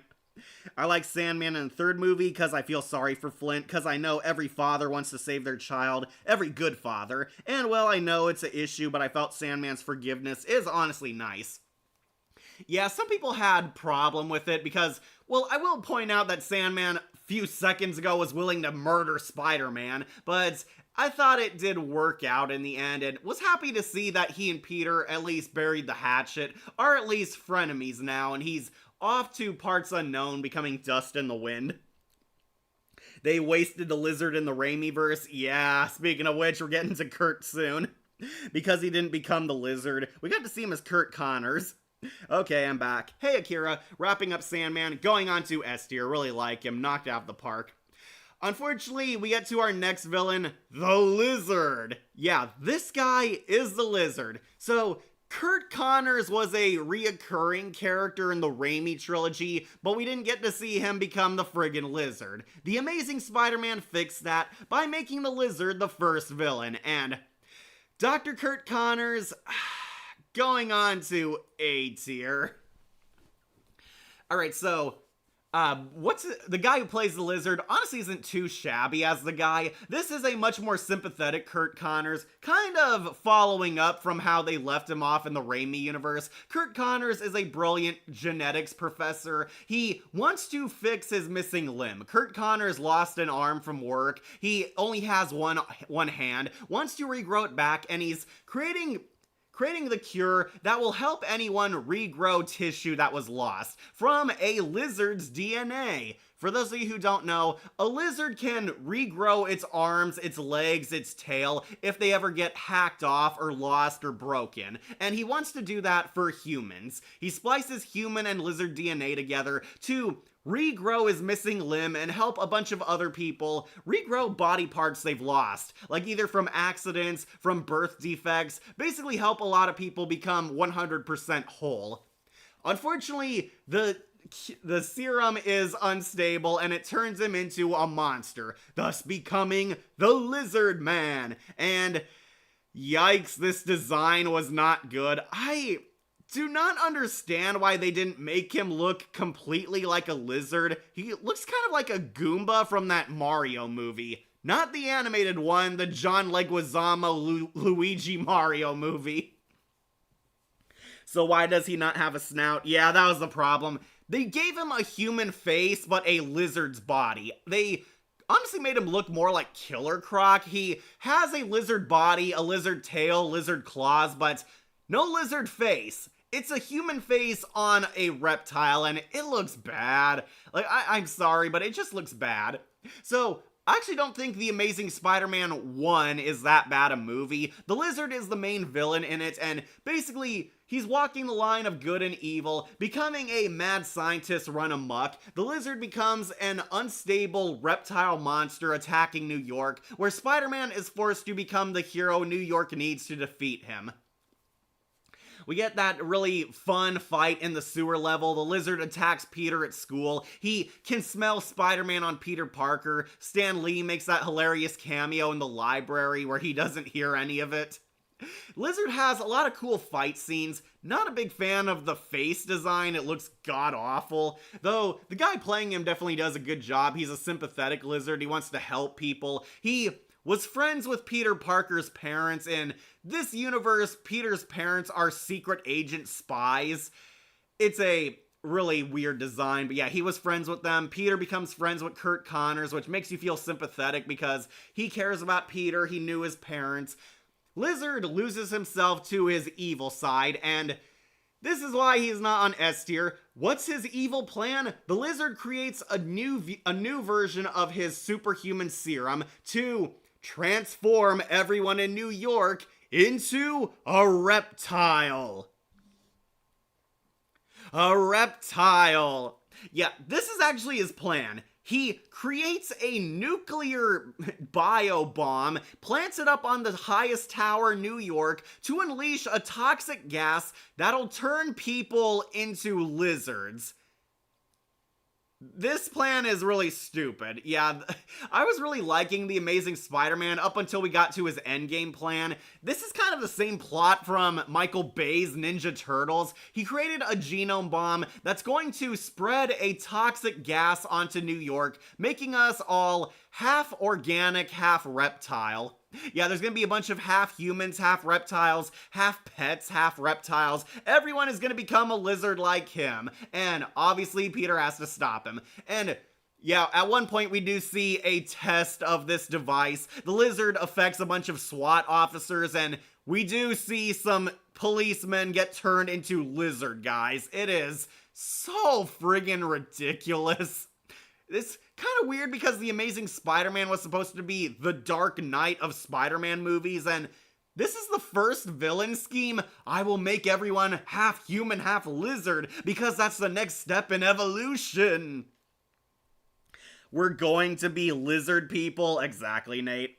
Hi, Kat, what'd I miss? Hey, Bat Kid, we're on the Mark Webb Spider-Man movies. You missed us talk about the Sam Raimi trilogy. We're on the lizard right now. The Amazing Spider-Man lizard, to be specific. Didn't Batman Beyond have an episode where they were turning people into reptiles? I think that was turning everybody into splicers, half human, half animals, but it was all a bunch of random animals, not just one.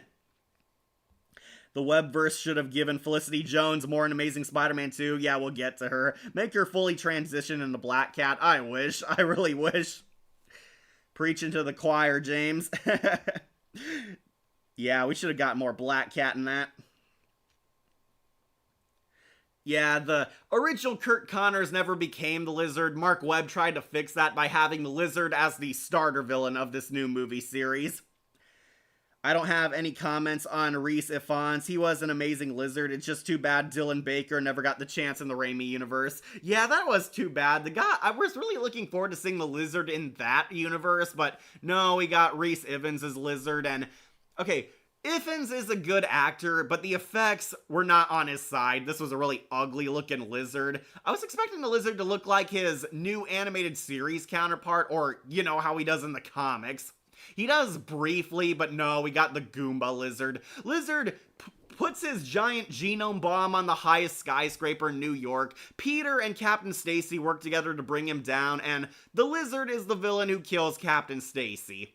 Peter and Gwen Stacy work together to reverse engineer the bomb. Captain Stacy is killed, sacrificing himself to slow him down. Peter turns the bomb into a cure bomb, changing everyone back into a normal human or organic animal. And Kurt Connors loses his lizard powers, becomes a regular human once more. And that is the end defeat of him. Kurt Connors is sent to prison, where we get sequel bait where he talks to the Gentleman, hinting that he was going to join the Sinister Six.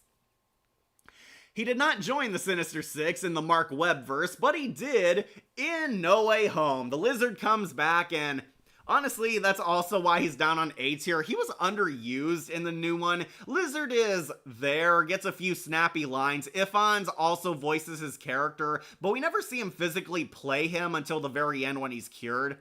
The lizard is a CGI effect all throughout the movie, and at some points he doesn't even join the cast when they're all together. He stays inside a truck because he didn't want to come inside the apartment building. Yeah, that was obvious budget reasons. Lizard is there, he fights, he almost kills Ned and MJ. Ned discovers that he's a wizard like Doctor Strange, uses the mystical forces to teleport the lizard away during fights. Lizard is cured and becomes normal again, where Kurt Connors got his happy ending. Okay, so the guy playing him does a pretty good job. These effects really hold him back. I think the new Goblin honestly looks more presentable than he does. The Lizard is not the worst villain ever. I do love some of his fight scenes. His plan was really stupid in the first movie, but No Way Home did kind of redeem him a bit. I'll put him onto A tier. He was fine. He was definitely fine. Alright, catch up on comments.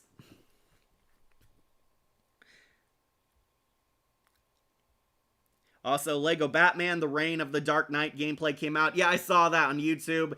Bodhi and I are definitely going to be playing that game. Hey, Cat, in 4 days, it's going to be Pokemon Detective Pikachu, the movie, re-release. Oh, cool. I finished X-Men Evolution animated series. Awesome show, right? Rhys Ifans. I only saw him on Hannibal Rising, which, not one of his best movies. Legacy of the Dark Knight. Man, I can't stand waiting another 16 days. I want to play it now so bad. Why doesn't he have a snout? Because they chose to give him a human face instead of a lizard's face, which was a huge mistake. Also, he played Zanuck Hightop from The Looking Glass. And James Hook in the Neverland TV series. I haven't watched The Amazing Spider-Man in a very, very long time, but to be fair, his design is okay, but it's a mix of the Abomination from the Hulk and the Goomba from the 90s Mario movie. I just realized the lizard looks like a Michael Bay TMNT turtle. Yeah, he kind of does, honestly. Because they look so similar when it comes to the CGI quality. Hi, Cat, what I missed? Not too much, Bat Kid, starting the Mark Webb verse. Did Michael Bay ghost produce this movie? I am fairly certain he did, because this was also the plan of the Shredder in his terrible TMNT film. They turned the lizard into Sauron because rather than turn people into dinosaurs, oh, you mean Sauron the X-Men villain, not Lord of the Rings. Sorry. Turn people into dinosaurs, turn people into lizards. Also missed opportunity saying you can cure cancer rather than turn people into a dinosaur joke. Well, he's also kind of mesogog. I learned that the concept art for Green Goblin was way cooler for the first Spider-Man movie. Yeah, I saw that on YouTube too. Raimi 3 video game also squeezed the lizard in as a side villain, and I feel like Mark Webb's movie was heavily inspired by that game's plot. He turns thousands into crazy lizard people. Yeah, who's the gentleman? I know who he is, but what character is he supposed to be? We'll get to him very soon. He's much bigger in the second movie. And Kraven and Calypso show up later to hunt him down, turn Connors into a Godzilla-looking mega lizard, with magic for a boss fight where Spidey runs into generators. Very silly, fun plot. Electro and his 2.0 form in No Way Home are next. Okay. Oh, live-action Spider-Man villains. Hey, folks, sorry I'm late. Hey, Shadow, you made it. We're on the Mark Webb universe right now. You missed the Sam Raimi ones. Defoe's Green Goblin, Molina's Doc Ock, and the Sandman, all in S tier. In A tier, the Hobgoblin, Harry, don't like his design. And talking about the Lizard right now, wrapping him up, all A tier. First bad villain, Topher Grace's Venom. He's on D tier. Hey, I'm back. Hey, Monica. There was a Sauron in Primal Rage. Like, why not use Mesogog design for the Amazing Spider-Man Lizard? They should have. Green Goblin #1, I see as he should be. William Dafoe's perfection as the Green Goblin from Spider-Man 1 and No Way Home. Yeah, absolutely. Sorry, trying to squeeze them in here for you. Ooh, please do a review on the new Lego Batman game. Well, I have to play it too and get all that footage. I can't play due to not having a Nintendo Switch or the money to get either the device or the game. My guess the reason they couldn't give the lizard snout for the lizard because it would be difficult to animate the movements. Well, they do that for Jurassic Park dinosaurs all the time. That's why people were complaining. Also nice to see Doc Ock high. He was a great tragic villain with a great redemption arc in 2. And No Way Home. Yep. There's 3 real-life Spider-Man monster trucks. Yep. Spider-Man, Spider-Man Dragon Slayer, Tough Country, and The Amazing Spider-Man, Electro, and No Way Home Electro. Alright, so, James wants Electro. I gotta use the restroom right now, but tell me who you guys want to see next. Do you want to see Electro, the other Green Goblin, or Paul Giamatti's Rhino? I'll be right back. Just gotta use a bathroom break, but tell me who you guys want to see next in The Amazing Spider-Man 2.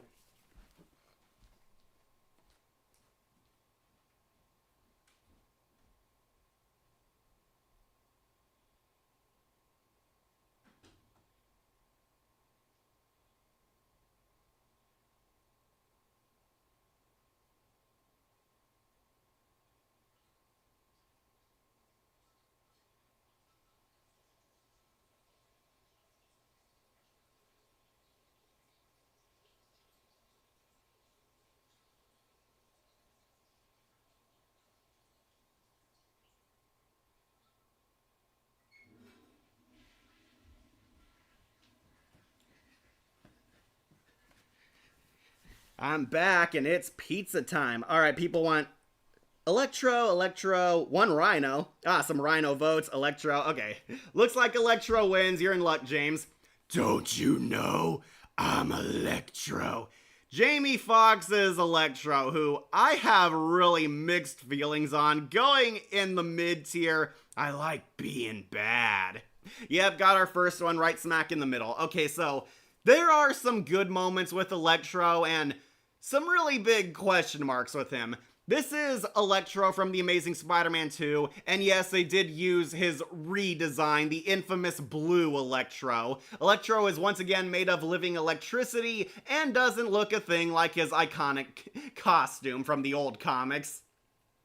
Okay, I feel like I'm one of the few people who loves Electro's old costume. I know it's cheesy and campy, but that's what kind of made him fun. Electro had that cool zap spark for a mask, but here they turn him into Dr. Manhattan. Electro was a former loser nerd Max Dillon. Jamie Foxx plays Electro, giving him a race lift. I didn't mind too much, but man, was the writing for him weird. Electro starts out kind of similar to Jim Carrey's Edward Nygma. Electro is a weird loser nerd who projects a lot of his BS onto Spider-Man. Max Dillon is a weird Edward Nygma type of fanboy. He's the weird nerd at work. Nobody likes him. Nobody respects him. Electro wants his attention, wants respect, wants some friends, and he is Spider-Man's #1 fan, projecting a lot onto this guy who barely knows him.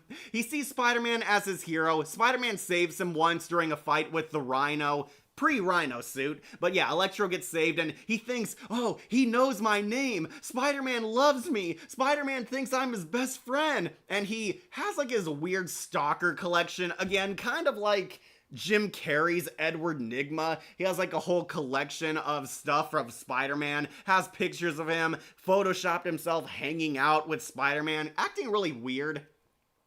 Well, Electro undergoes his villain origin. He works at Oscorp along with half the Spider-Man villains, and we get a accurate depiction of his origin with all the goofiness. So, how does he become Electro? Well, he stays late at work, and Max Dillon is fixing some piss-poor electrical wiring, accidentally electrocutes himself, and falls into a vat of mutant electric eels. Yes, really, and the mutant eels swarm, zap, and bite him based on the camera movements, turning him into Electro. Yes, I am dead serious. A bunch of mutant electric eels and a power surge from a nuclear power line turn him into Electro. Max Dillon is presumed dead, only to be re-sparked into new life, becoming Electro, where they made him a blue man. I will say Electro does become a better decent villain in No Way Home than all the other villains do.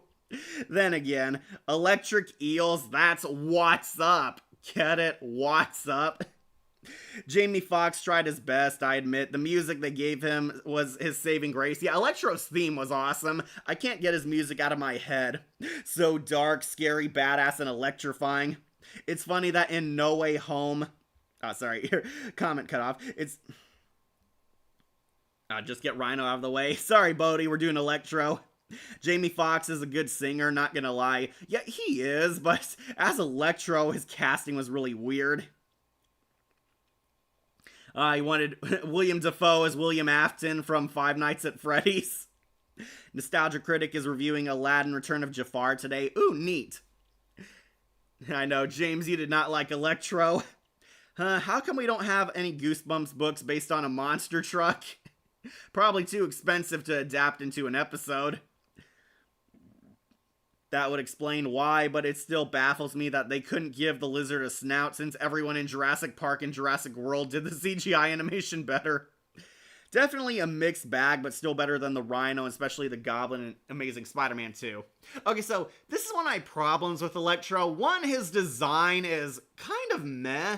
I mean, the effects look good, and the electric powers do look cool in fighting Spider-Man in battle, but the writing does not help him, and I did not like the generic blue design. Halfway through when he comes back, he gets a villain outfit. It's supposed to be the Enviro suit he had in Spectacular Spider-Man. Remember that? He got like a deep diver suit. It was like made of rubber. Here, he gets that, but they made it like all black, so there's like no life or color to it. It looks just too generic.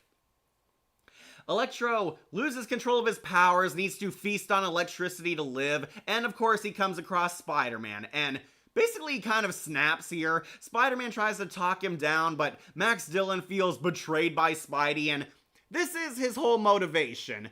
Electro is an attention whore. He wants people to notice him, to need him, to give him the recognition, respect, and fear he deserves. Spider-Man shows up, and the news crew replace his image with Spidey, and it pisses him off because, as Nostalgia Critic parodied, I want the attention. Yeah, basically that's his whole motivation. Electro wants people to notice him, wants to be the center stage, wants to be the center of attention, wants people to know and fear him. Spider-Man steals his fame while fighting him, and Peter rather easily beats him here. There's some cool action here, but Peter takes him out with the fire hose, and leading to another problem, Electro gets taken out halfway through the movie. Yeah, similar to Mr. Freeze from Batman and Robin, this film makes a huge mistake having the villain beaten at the halfway point, then sidelined so we can make room for the new villain coming up. Electro is sent to Ravencroft prison like he is in every other Spider-Man adaptation, and held into like a weird water tank to keep him from using his electric powers. Electro is held here until Harry Osborn undergoes his villain origin and busts him out. Electro is reluctant at first, but Harry says, "But Max, I need you." "Need me? You're my new best friend." And yeah, Electro basically becomes his partner in crime. Harry Osborn and Electro work together to break into Oscorp so Harry could gain the tech he needs and Electro can get his second chance at fighting Spider-Man. And as you know, he has a big epic duel with Spider-Man where he fights him in the power lines, so like fighting in an electric grid, and he plays Itsy Bitsy Spider as he's electrocuting around the power grid. It's really cringe, but Spider-Man and Gwen Stacy work together to defeat Electro, and really they did not give this guy enough of a villain story or a motivation. Like, this is it. He wants revenge on Spider-Man because he feels slighted by him and is jealous of Spider-Man stealing his limelight. "Do you see me now, Spider-Man? You lied to me. It's my birthday, and it's time I light my candles." And yeah, basically, that's it. That is it. Electro is an attention whore, envious that Spider-Man stole his limelight, doesn't know him, doesn't recognize him, and nobody in New York gives him the quote-unquote respect he's entitled to.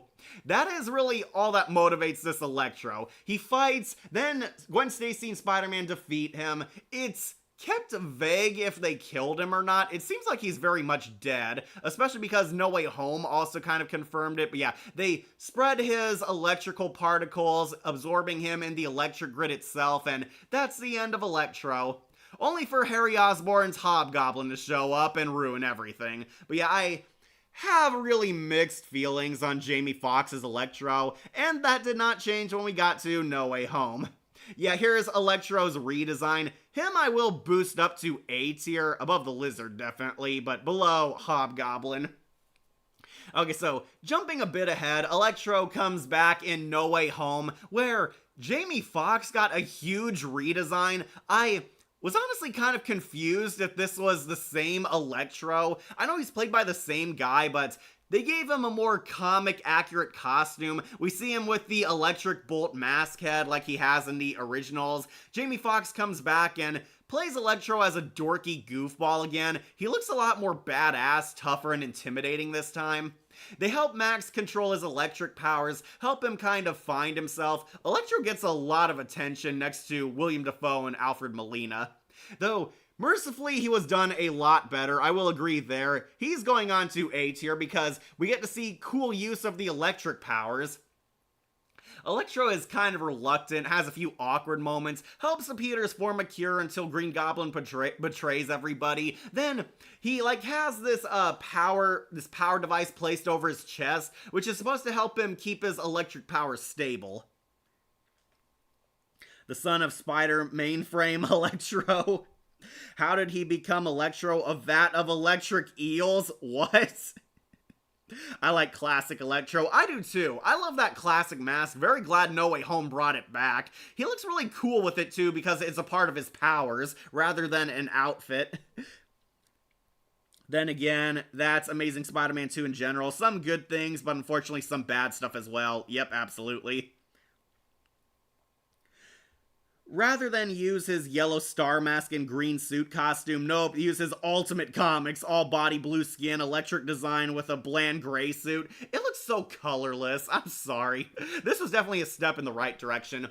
Electro comes back, he's a part of the villain ensemble. Jamie Foxx gets a few moments to shine. He is really cool in the final battle. He has a rematch with Andrew Garfield Spidey, because of course he does. They're eventually able to cure him. Doc Ock actually helps Spider-Man take down Electro. They help control his powers, and Electro is brought down to normal. And He has a really hilarious talk with Garfield Spider-Man where they allude to Miles Morales because Electro makes a joke where, honestly, I thought you'd be black. I always wanted to see a black Spider-Man. That's kind of why you were my hero, because I thought you were a brother under there, and this is teasing Miles Morales is somewhere out there. Unfortunately, you'll have to see him in the Spider-Verse movies. I will say Electro does become a decent villain in No Way Home. Yeah, all the villains were good in that. Electric Eels, what's up with that? Then again, Spectacular did the same thing, made him Electro through mutant eels. Yeah, but there wasn't like a ridiculous scene where the eels like turned at him sinisterly before attacking him. That was a bit much. He's more obsessed than Jimmy Olsen, and he's actually his best friend from Metropolis, not including his wife/girlfriend Lois Lane. Mutant eels can also fix your teeth, apparently. That's right, Jamie Foxx had, like, a gap in his teeth, and the eels helped heal that. His, like, teeth become whole. Really stupid. So he's basically the mainframe Spider-Man the Animated Series Electro. Yeah, pretty much. Oh, there is a book called The Haunted Car. Sorry, I had to autocorrect my spelling. Also, he played Nico on the Rio movie, and he's on, the Jamie Foxx show. But I guess nobody heard of that. It was based on his Ultimate design, yeah, which was the most current Electro at the time. I know, but they still made him look too much like Dr. Manhattan. I will say he improved in the second one. We do have his second design, so we'll count him as an upgraded character. I'll put him onto A for sure. Though, Bodhi, I'm sure you're sad we never got to hear the Electro theme remix in No Way Home. That would have been epic. Christine by Stephen King. Yeah, that's a Haunted Car movie. No, The Haunted Car was also a Goosebumps book. I believe a Goosebumps 2000s book. Joseph Joe Gardner in Pixar's Soul. That's right, he was the main character in that. Yeah, correct in Bodhi. He thought you were talking about Christine. No, there's a Goosebumps book called The Haunted Car. He could have had the suit with the electric highlights that glows brighter when he used his powers. Yeah, that should have happened. Like why electric eels turned him into Electro. They were mutant electric eels, so that was kind of like his mutant spider kind of infection. I guess making Electro blue will always be blue. I wonder what blue Electro would look like in Spectacular Spider-Man. I love Spectacular's design. They made him living electricity, but he also looked like his classic suit. Yeah, it's a weird motivation for Electro. Attention would be more fitting for villains like Mysterio, like how they did him for the 90s Spider-Man. Down came the goblin and took the spider out. Yeah, Electro also plays the Itsy Bitsy Spider. The reverb sound effects from him electrocuting the power grid antennas plays the song. But yeah, Electro got his happy ending. He makes peace with Andrew Garfield Spider-Man, and he was a pretty kick-ass villain there. Yeah, I'll put him onto A tier. They definitely improved him there. But the OG Electro, a mixed bag, going right in the middle. But let's get a terrible villain out of the way. Dane DeHaan's Green Goblin, who is going on to F tier. Finally made it to our first one. This is the Green Goblin from the Mark Webb timeline. So, we meet the real villain of The Amazing Spider-Man 2, Harry Osborn. Norman Osborn is dead in this. Norman Osborn died from I kid you not, a Green Goblin virus that took his life. They suffer a fatal illness, which is slowly killing them, and the Osborn family has suffered from this.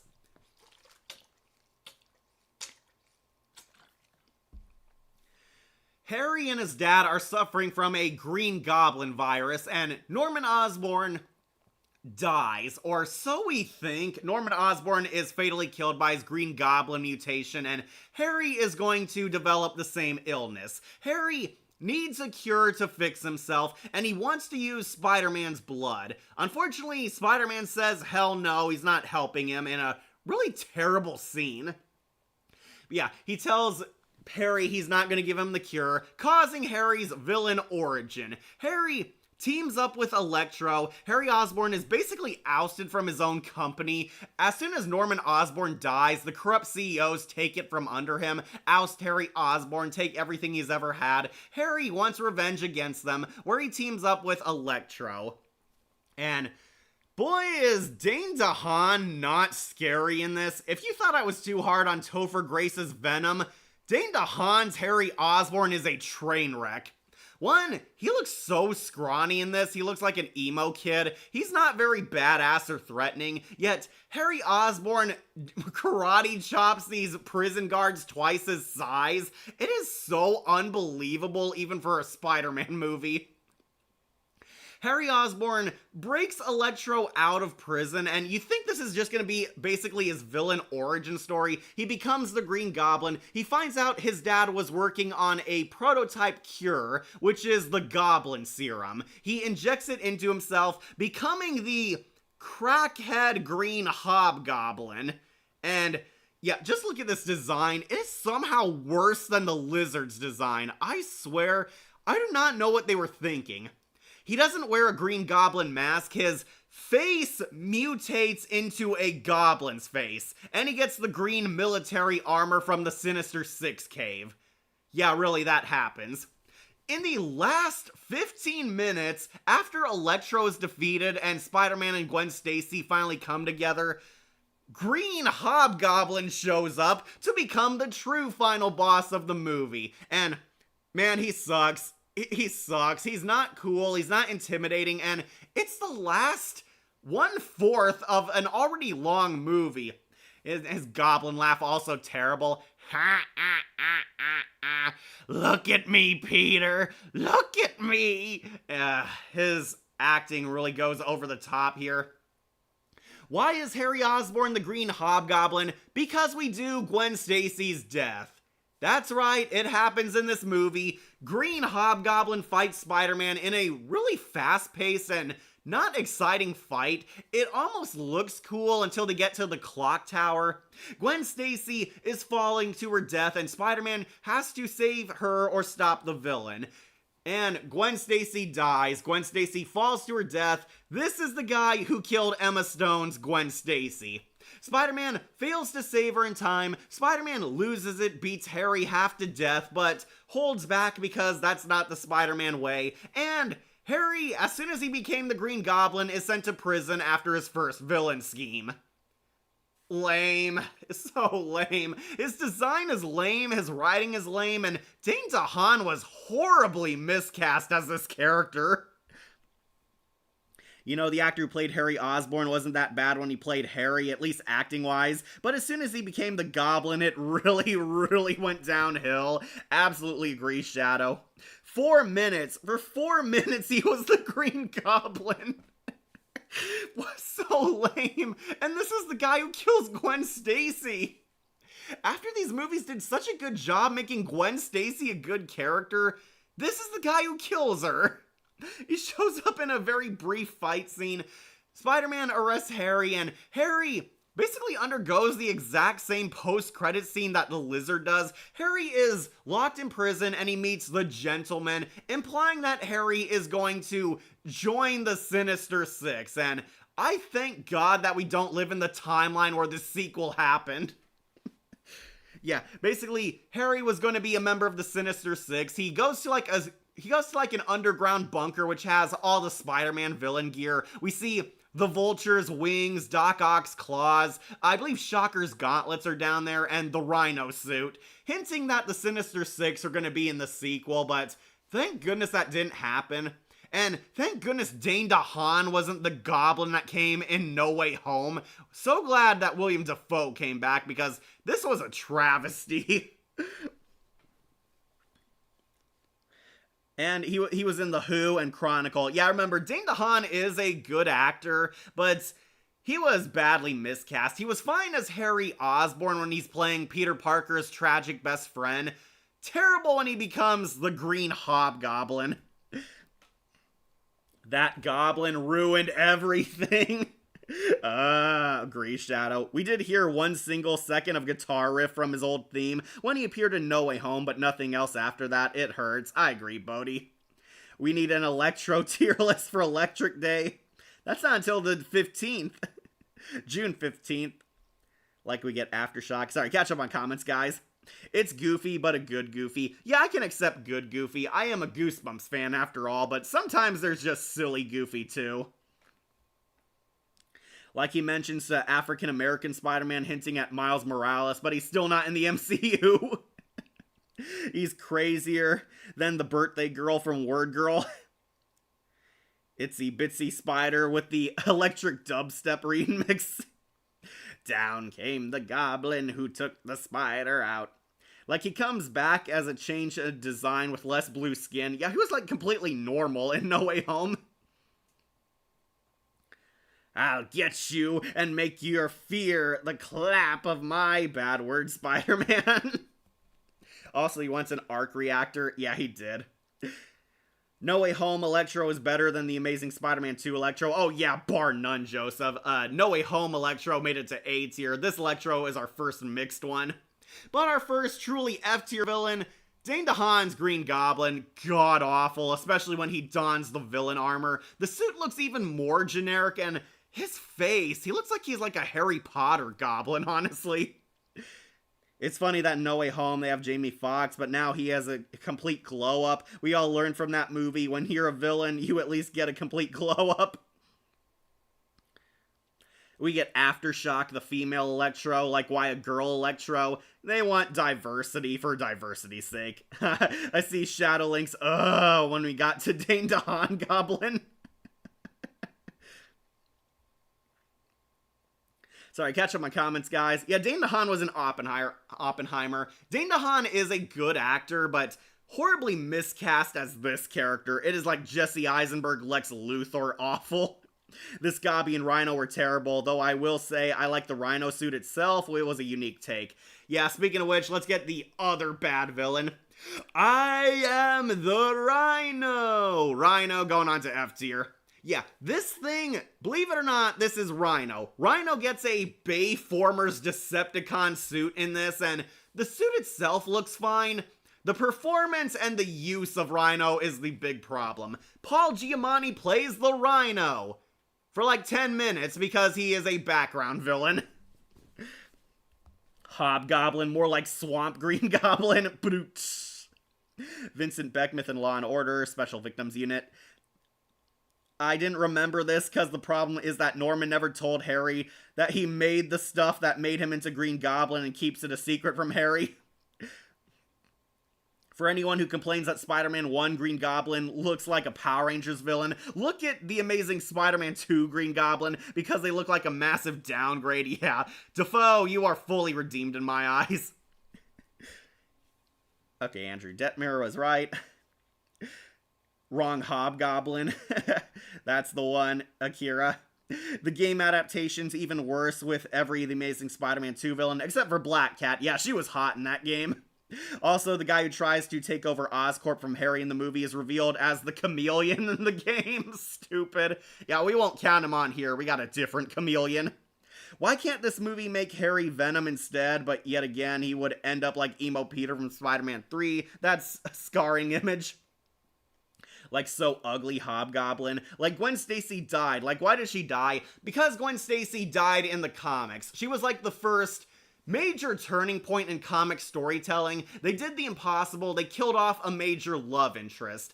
Gwen Stacy was originally Spider-Man's endgame lover, and they killed her off for a huge dramatic turn in the story. Yeah, Gwen Stacy was Spider-Man's lover before Mary Jane came, and it was a huge event when they killed her off. Yeah, when I first saw that design, I didn't get terrified or thought he was an intimidating villain, but I laughed so hard on how bad he was. Is he a Hobgoblin or the Joker ripoff? Like, so sad. Yep, it is pretty awful.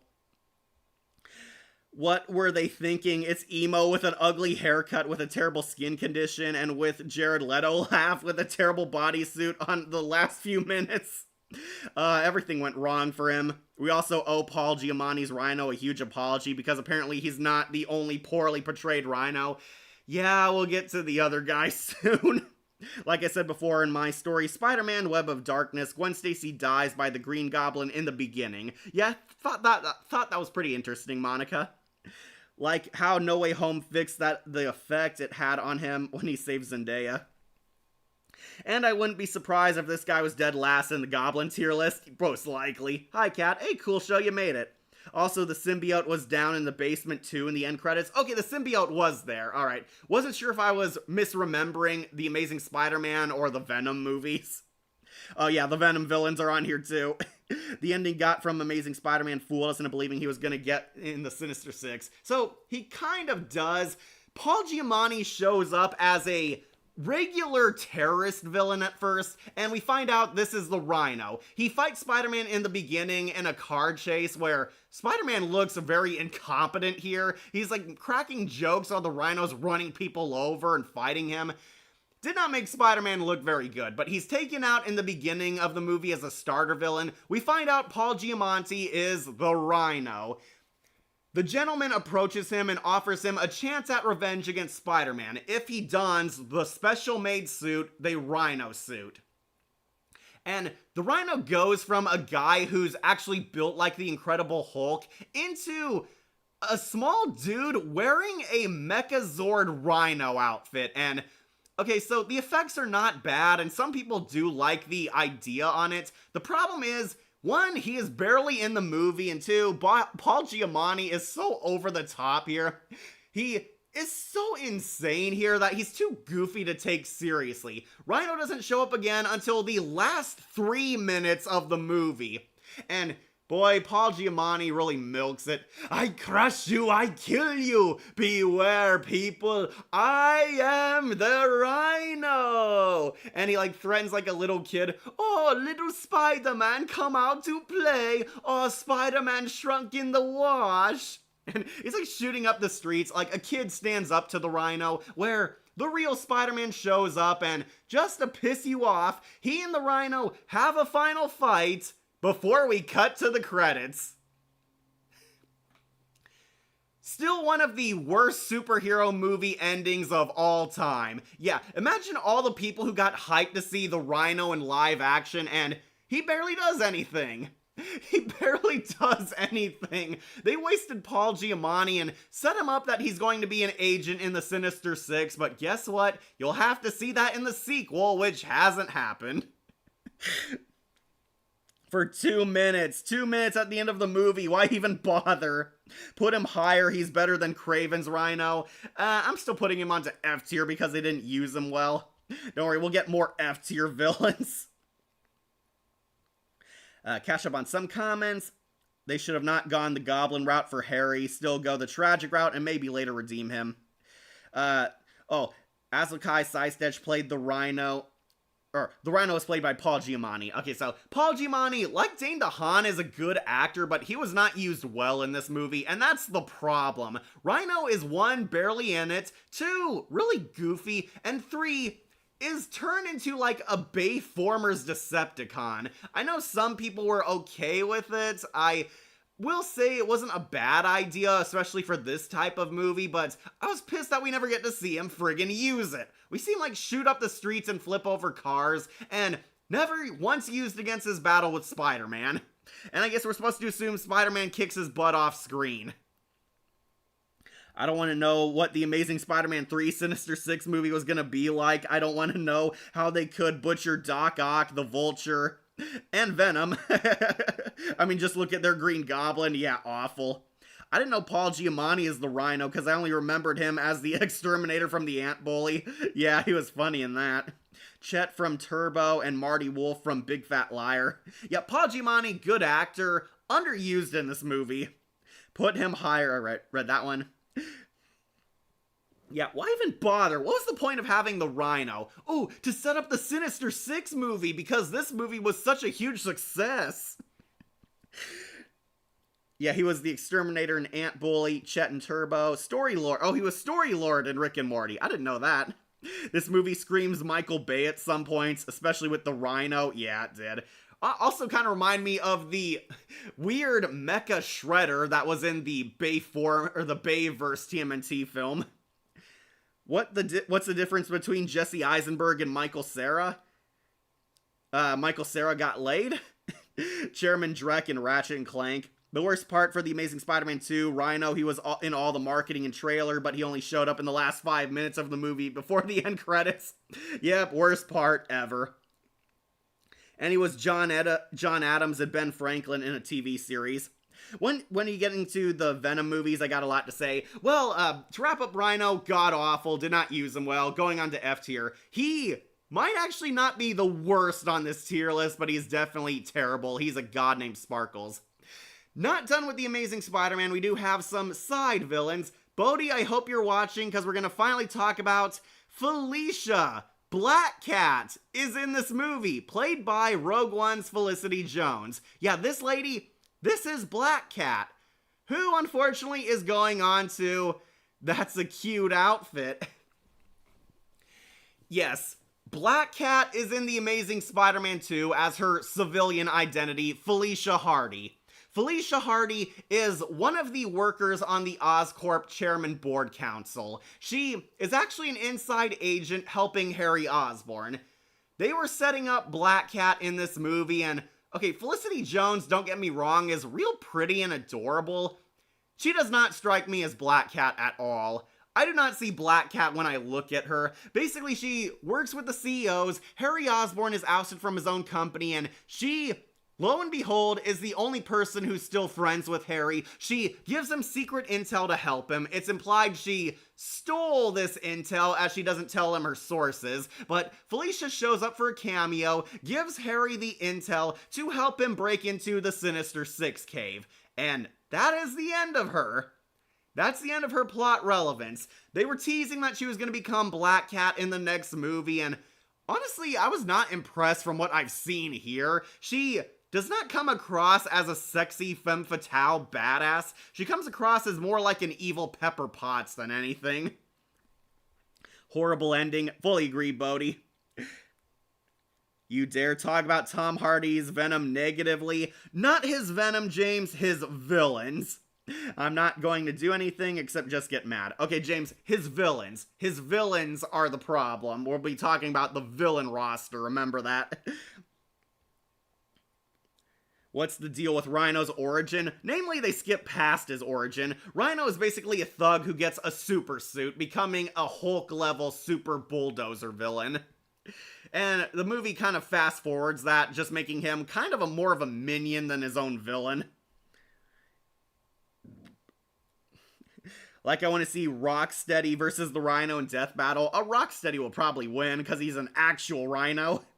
Like, why a Rhino Zord then with Rhino DNA? Because they wanted to be kind of the Dark Knight of Spider-Man movies, and to be more realistic, half of Spidey's villains became tech-based.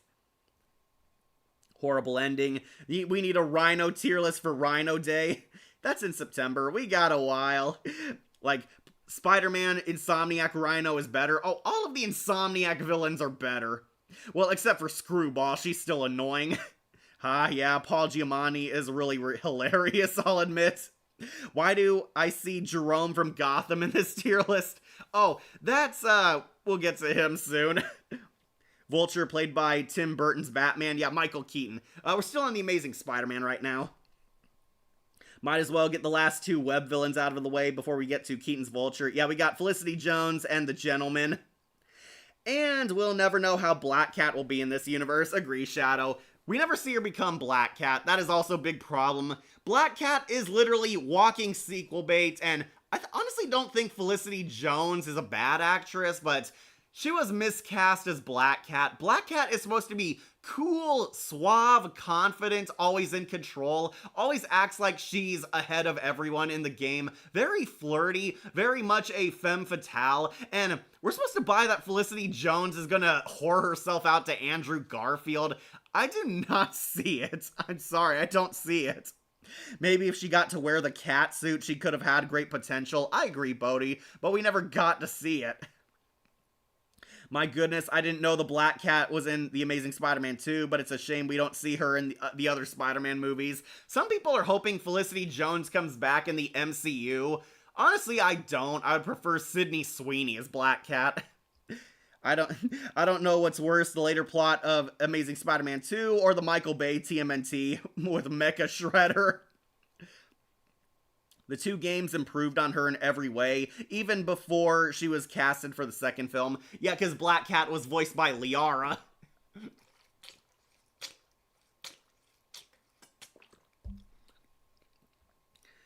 Felicity Jones played Nellie Turner in The Invisible Woman. Yeah, she's Jin in Rogue One and Robina Redmond in Doctor Who. Felicity Jones was perfectly casted as Black Cat, but she was totally wasted in the film. Yeah, that's why she's going on to low tier. They didn't do anything with Black Cat. Speaking of which, let's also bump off Alistair Smythe. Yes, Alistair Smythe was in The Amazing Spider-Man 2 for like 5 seconds. Alistair Smythe is a major villain in Spider-Man. He created the Spider Slayer droids and becomes like a evil Beetle Man in the Amazing Spider-Man cartoon. Do you guys remember Alistair Smythe shows up for 5 seconds? Basically, he's Electro's dickhead boss. He like shows up, tells him what to do, and leaves him high and dry when Electro needs help at work. Oh, sorry, Max, can't hear you. I'm already on the elevator. I know you can handle it. Bye. Yeah, Alistair Smythe shows up for a few seconds, and if you guys don't know, this is another huge villain in Spider-Man's universe. Basically, same deal as Black Cat. He shows up, does nothing, and he's out the door, setting him up that he exists in this universe for another sequel or spin-off that has never happened. Don't remind me about Insomniac Spider-Man Screwball. God, I hate her with a passion, with how annoying she was. I agree, Shadow. They tried to turn Screwball into Wally Wingert's Riddler, and suffice to say, it did not work. Still waiting for Christina V to play Black Cat. She should. Grades Allele played Black Cat, but on a terrible cartoon. Okay, James, I'm not sure if Felicity was perfectly casted, mostly because she didn't get to do much as Felicia. Oh yeah, that's right, Gentleman's on here. Okay, now you have 3 web villains left. What's worse, Mecha Shredder or animated TMNT new movie with the scientist ladies bring me the Shredder? I might go with Mecha Shredder still. Like have a civilian voice with Marinette and serious voice when she's Black Cat, yeah. What? Sydney Sweeney? No. Okay, so Sydney Sweeney should play Power Girl. That's my ideal casting, but if she's in Marvel, I would be open to her being Black Cat. Speaking of rhinos, do you think Beast Morphers would have a 6th Ranger with rhino DNA? Well, they did have Rhinox, who was the Rhino Transformer. Oh, you're talking about Power Rangers, Beast Morphers.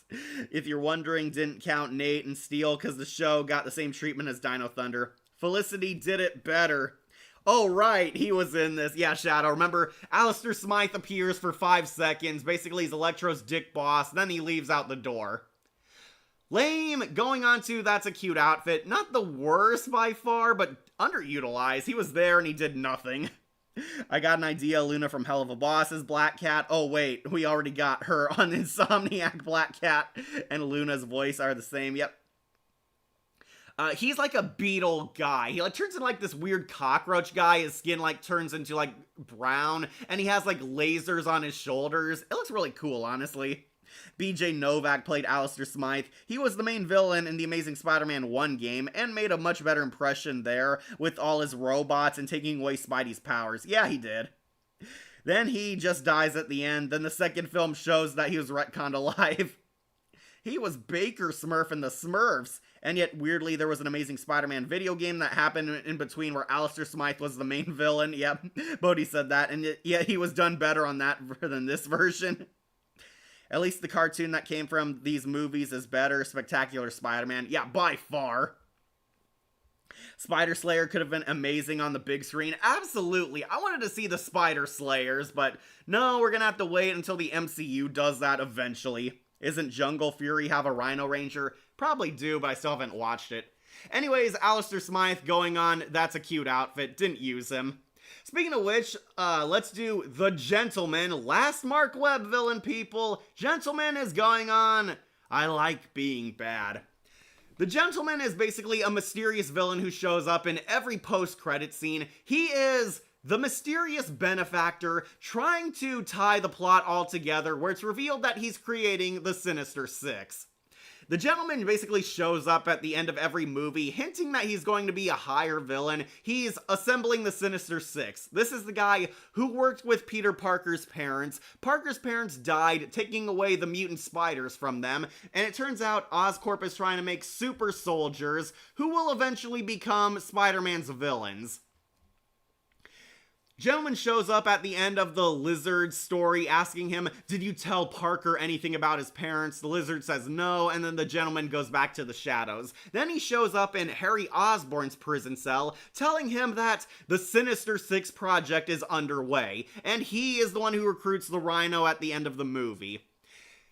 This guy was going to be set up as a major arc villain, but unfortunately the Sinister Six arc still hasn't happened yet and probably never will based on the MCU's movies. And unfortunately, I like this villain in concept, but they didn't do too much with him. Unfortunately, he's going smack in the middle on I like being bad. Gustav Fiers, the orchestrator of the Sinister Six in the comics. Not bad of a performance in the movies, but he didn't get to do much, which is my problem. Who is the Spider Slayers? Akira, the Spider Slayers are a company who creates battle droids that were supposed to exterminate Spider-Man on behalf of the Kingpin. In some comics, the Spider Slayers were funded by J. Jonah Jameson. The cartoons and comics tried to retcon this into the Kingpin. Alistair Smythe worked for the Spider Slayers, and he became the ultimate Spider Slayer when he became a mutant himself. If you're wondering what I mean by that, is because even though Trent is the 6th Ranger, despite being the 5th Ranger, Ninja Storm had 3 until the Thunder Rangers, and Cam joined as the Green Samurai.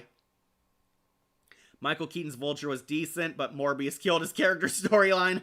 Who's the Gentleman? The Gentleman is the benefactor of the Sinister Six, and that's what he serves in the movies. He was fine, but he didn't get to do much because this movie universe ended up canceled, and now Tom Holland is Spider-Man.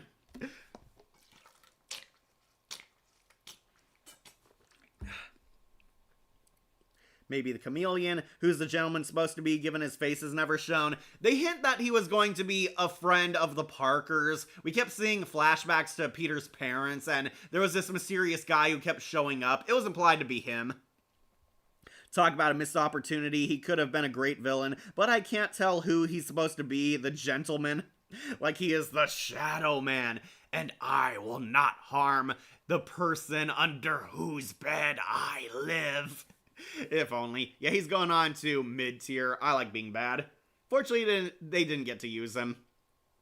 Alright, we're finally done with the Mark Webb timeline. Now on to the MCU and Sonyverse villains. Let's knock off Michael Keaton's Vulture. Yeah, this is the Vulture, who is going on to A tier. Yeah, I know it's hard to tell. This is the Vulture, played by Batman himself, Michael Keaton, and I thought he was a decent villain. Not my favorite, but it was just very, very refreshing to see this villain on the big screen. Adrian Toomes is retconned into a damage control guy who cleans up the messes superheroes make. Adrian Toomes runs a basically cleanup crew. They clean up debris and stuff that was destroyed by the city in superhero battles. Unfortunately, damage control gets bought out by Tony Stark. Stark Industries forms its own damage control, where they clean up the messes of superheroes, and Adrian Toomes and his crew are abruptly and very harshly laid off. They get completely fired, and Toomes ended up stealing some tech from superhero fights to form his villain identity, the Vulture. The Vulture has basically a giant flying suit, some cool Talon-styled gear. He wears a mask in this version, so you can't see his face. Michael Keaton is the Vulture, and he's attacking New York, attacking a lot of Stark Industry companies, stealing stuff from them to form new supervillains, rob places, and make a killing as a supervillain. Before you say it, can I? Michael Keaton played Beetlejuice. Yep, he did. Beetlejuice, Beetlejuice, Beetlejuice. It's showtime. Michael Massey actually felt very sinister as Gustav, no pun intended. Always in the shadows. Yeah, he did. Yep, Michael Keaton played Beetlejuice and Batman. Michael Keaton, the Batman who becomes mammal hero to bird villain. Pretty funny how Michael Keaton starred in a legendary great movie, Birdman. Only a few years later, he would play a literal Birdman. Yeah, it's funny. This was supposed to be like a shout out to Batman, but he ended up giving a shout out to Birdman. Yeah, Michael Keaton plays a Birdman again, and honestly, his suit isn't too bad. I think they made the vulture wings kind of too huge. He's like wearing like practically a plane jet on his back. I like the wings better in the cartoons more, but yeah, his suit wasn't too bad. They tried to make the vulture scary. I thought it worked at times, but he wasn't too intimidating. Ironically, Michael Keaton was scarier when he didn't have the villain outfit on. Michael Keaton and his crew basically got jobs as underground supervillains. They're stealing technology and they want to rob Stark Industries. Michael Keaton, or Adrian Toomes, wants revenge against Tony Stark, and this kind of started a problematic trend in the Tom Holland Spider-Man movies. A lot of Spider-Man's villains want revenge against Iron Man instead of him. Which, yeah, I kind of understand. Adrian Toomes is there, gets some funny moments, some really scary moments. He accidentally kills the first Shocker. Yeah, I thought that was the anti-gravity gun. No, that one's over there. Oh well. Kind of a dark moment, but a good, funny dark. We find out, in a pretty hilarious and weird twist, Adrian Toomes is the father to Liz Allen. Yeah, Vulture is Liz Allen's dad in this timeline. Peter Parker finally works up the courage to ask Liz Allen out to the prom and finds out, holy crap, the supervillain is my crush's father. And this is like the one time I actually did think Keaton was intimidating, where Liz Allen is talking with Peter and he's like giving them a lift to the prom, and Toomes puts the clues together and finds out Peter Parker is Spider-Man, and he low-key like threatens Peter, tells him, alright, stay out of my business, I won't kill you but I have leverage on you and I will use that against you if you interfere with my villain crusade. It's one of the few times where Vulture is actually creepy. But yeah, Peter decides that he has to choose between being a Spider-Man and living a normal life. Ultimately, Peter decides, I am a superhero, I'm going to stop him no matter what. And he fights the Vulture and Shocker first, eventually fighting the Vulture and even saving his life despite everything he's done to him. Vulture is pretty cool, really badass, kind of a little generic on the Marvel villain side of things. I was hoping we get a better Spider-Man villain, but not too shabby, I will say. Michael Keaton absolutely knocking out of the park. Definitely having fun. The Vulture wings are pretty intimidating, but I thought his suit was a bit more generic compared to how he's looked in the cartoons. Overall, I would definitely say he's a good villain, not one of the S-tier masterpieces. Oh, and unfortunately, I do have to point this out. Even after Vulture was arrested, he came back in Morbius. Yep, remember that? Michael Keaton shows up in Morbius, hinting that the Vulture and Morbius were gonna form a Sinister Six. And I pray this project never comes to fruition, but yeah, that's kind of the end of the Vulture for now. They hint that he's gonna come back. Vulture does not die. He's defeated, Spider-Man breaks his Vulture wings, and despite everything he did, Spidey saves him. Adrian Toomes gains a villain respect and tells Spidey, alright, I won't snitch on you because you saved my life, but keep Liz Allen out of your life. And Spidey does keep his promise. Adrian Toomes is sent to prison where he forms an alliance with Scorpion, or they hint that they're gonna form the Sinister Six. How many times are we going to get sequel bait of the Sinister Six only to never see it? You just literally need 6 villains and have them all fight Spider-Man together, but no, it's just too hard. I liked it better when Vulture stole younger people's youth so he could be Arthur Toomes instead of Adrian and be young forever. Yeah, I like that a bit better too. He sucked in Morbius. Michael Keaton went from playing a bat to a bird. Keaton Vulture, excellent. He really showed what he could do as a supervillain. I just hate how he's Liz Allen's father in this universe. Yeah, they did it for kind of a joke twist. I understand people not liking it. I got over it because Liz Allen never shows up again in the rest of this timeline anyway. Damage Control, you mean that construction worker guy from the Lego Marvel Superheroes? Yeah, that's exactly who we're talking about. Yeah, they're Damage Control. Is Fisk a Daredevil villain, then a Spider-Man villain, or a Spider-Man villain, then Daredevil? Oh, that's right. Sorry, guys, we don't have Vincent D'Onofrio's Kingpin on here. I'm not counting him because he hasn't actually fought Spider-Man in any of the movies so far. Maybe if that happens in Brand New Day or a future sequel, we'll eventually add him, but for now, Fisk has not been in the same room as Spidey in any live-action interpretation. Yeah, I know, he's fighting Daredevil currently. And technically Hawkeye and Echo. Barf. Michael Keaton plays him. I liked it better than read that one. People want to see the Vulture fight Oromuro, Infinite Stratos, or Laserbeak from Transformers. I think Laserbeak might win because he's a machine. Sigh, yeah, I'll say it before anyone else does. While I find most of the cast was fine, I definitely did not care for the bland meh Liz Allen. Yeah, Liz Allen was just the pretty girl next door. She was much better on Spectacular Spider-Man. I remember he was creepy and Spectacular as well. Well, that's because the Vulture was Robert Englund. And Robert Englund is Freddy, though, if you ask me, Robert Englund should play Mysterio next time.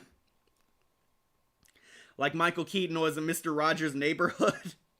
I'm starting to think making a Sinister Six team-up movie is impossible because they keep making sequel bait for a team-up that never happened. Are they really Sinister Six or Morally Confusing Six with the villain-centered movies recently? Yeah, they're kind of going for anti-hero Sinister Six, aren't they? Oh yeah, he was Jason Hudson in COD Black Ops 2. Shocker sucks. Yeah, let's get to him. We got both Shockers, Shocker 1 and Shocker 2. Honestly, these guys are pretty meh. I'm gonna put them together. This is the first Shocker. Basically, he's the douchebag at work. He fights Spider-Man with the shock gauntlets. Then Vulture kills him because he's a thorn in his side. Or, I guess accidentally killed him. Then he gets replaced by Shocker number 2. So we can say we got both Shockers in here. I have never been a fan of the Shocker villain, and something tells me neither was Disney because Shocker is literally just a minion in this. Yeah, we got both the Shockers, Shocker 1 and Shocker 2. This is a joke because Shocker is a legacy character in the comics. There were multiple people who donned the Shocker identity. Shocker is basically just a mercenary with super shock gauntlets. That's really it. He has power fists. He fights Spider-Man. The first guy gets killed by the Vulture. Then the second guy fights Spider-Man in a sneak attack fight where Spider-Man and Ned work together to comically defeat him. Yeah, there have been much better interpretations of this character. Shocker is just a glorified minion. Oh, speaking of which, we also have the Tinker. Remember the Tinker was in this movie? Yeah, he's also going on low. I like being bad. They turned the Shocker and Tinker into the Vulture's goon squad. Phineas Mason is in this. He's the Tinker, basically building the shock gauntlets and the Vulture suit. He's basically doing maintenance for the real villain, the Vulture. I honestly didn't even know this guy was supposed to be the Tinker until I looked it up on Wikipedia. Both very forgettable. Yeah, pretty much the joke with Shocker is, alright, here's the gauntlet, you're the new Shocker. That's really it. I've never been a fan of the Shocker in general, so I was not too hyped to see this guy on the big screen. Basically, both Shockers and the Tinker are villain henchmen. Not bad, but definitely overshadowed by more awesome. First of all, Shocker, you can't escape from me. Shocker, I'll hunt you down to the ends of the earth. Never got to see that from Tom Holland. Where's Childish Gambino's Prowler? Why is he not on this? Oh, is he not on here? I thought this was him at first, but this might be Morbius. Oh, he won a Vulture tier list too? Does he have one? Shocker sucks, yeah. Nothing like the character other than his sleeves mirror his comic costume. Yeah, that sucked. At least the first guy at least looked like the Shocker. This guy just has the yellow sleeves and that's it. Very disappointing. Yeah, I don't think the Prowler's on this one because we never see him as a full villain. Both very forgettable. Where does Madam Web fit onto this timeline? Oh, we do have Madam Web's nemesis. We'll get to him when we get to the Sonyverse. Let's conclude I wanted to catch up comments, but we'll conclude the MCU tier list with our last MCU villain, Mysterio! Mysterio going on to high A tier. I did like him a little more than Michael Keaton's Vulture, mostly because the effects were really awesome. catching up on comments. Basically, the electrocutioner of Spidey villains. Yep. And Tinker is the Riddler. No, he's more so a tech goon. Don't know why they bothered adding him into these movies. Me neither. The Tinker didn't do much. He does maintenance for the Vulture and is basically his second in command, but he didn't get to do too much. I guess they were saving him for a sequel. Bokeem Woodburn plays Schultz, shocker, and accomplice. Why can different TV shows do Sinister Six, but the movies with overly paid staff can't find a good way to incorporate them in the movie? Yeah, it sucks, but the TV shows actually use their time better building up the Sinister Six, and basically have time to have 6 episodes giving the villains their origins and MOs.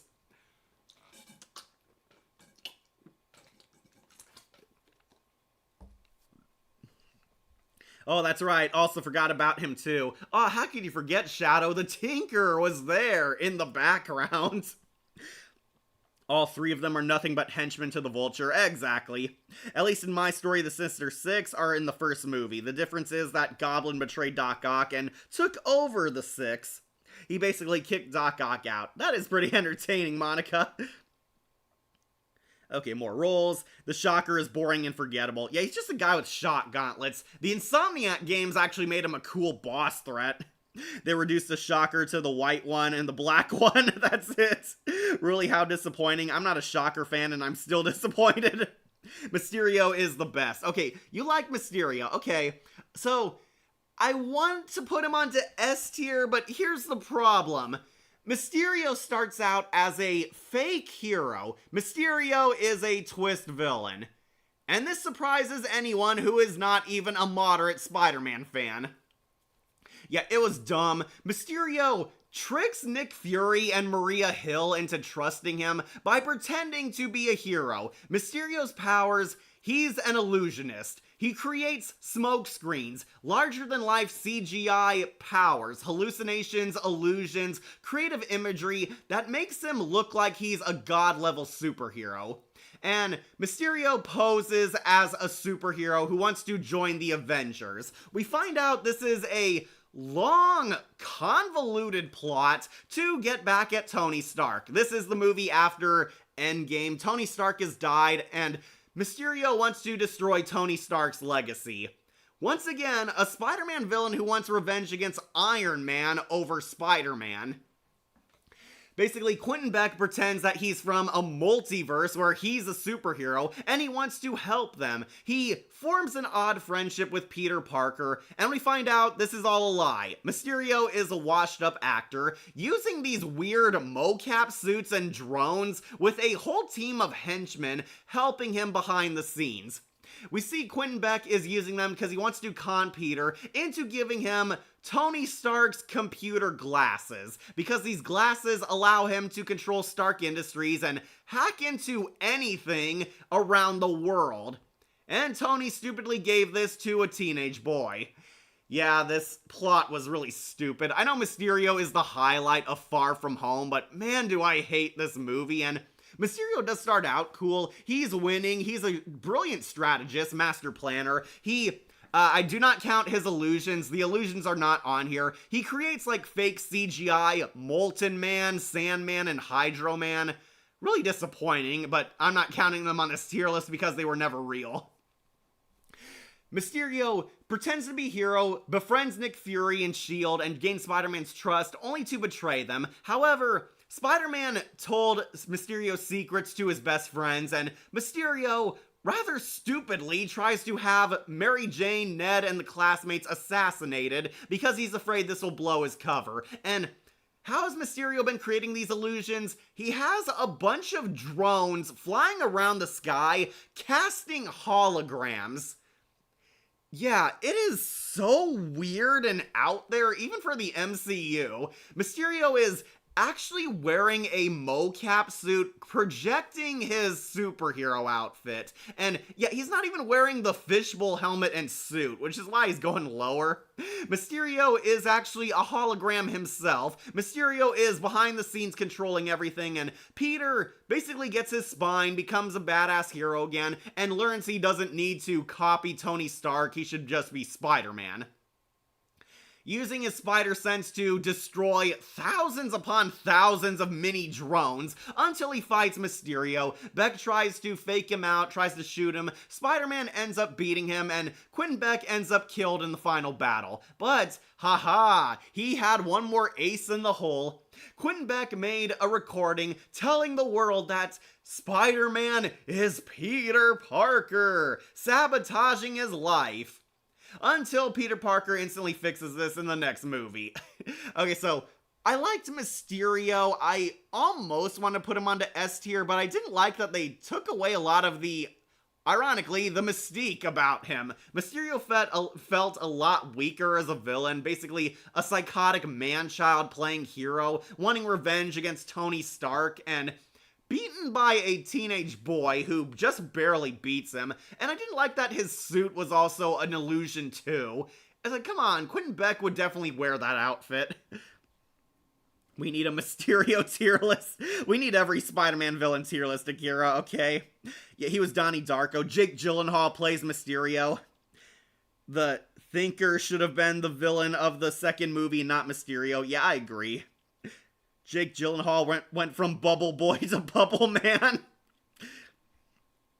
What about the Mysterio Elemental Trio? They're not on this tier list. Yeah, sorry guys, I'm not counting them because they are not real. They are Mysterio's projections. The Elemental Trio were basically the MCU's Sandman, Hydro Man, and Molten Man, but they're not real. They're not actual characters. They were illusions Mysterio created so he could defeat them and look like a hero. Also, the fact that Nick Fury completely fell for his BS is total BS. Jake Gyllenhaal was the best villain in Far From Home. Well, he was the only villain in Far From Home. Michael Chernus played the Thinker. I know, James, you really loved him. Okay, I liked Mysterio, but when his plans started falling apart, and ultimately, what is Mysterio's endgame? He gets everything he wants, but he wants to assassinate a bunch of children who nobody's going to believe.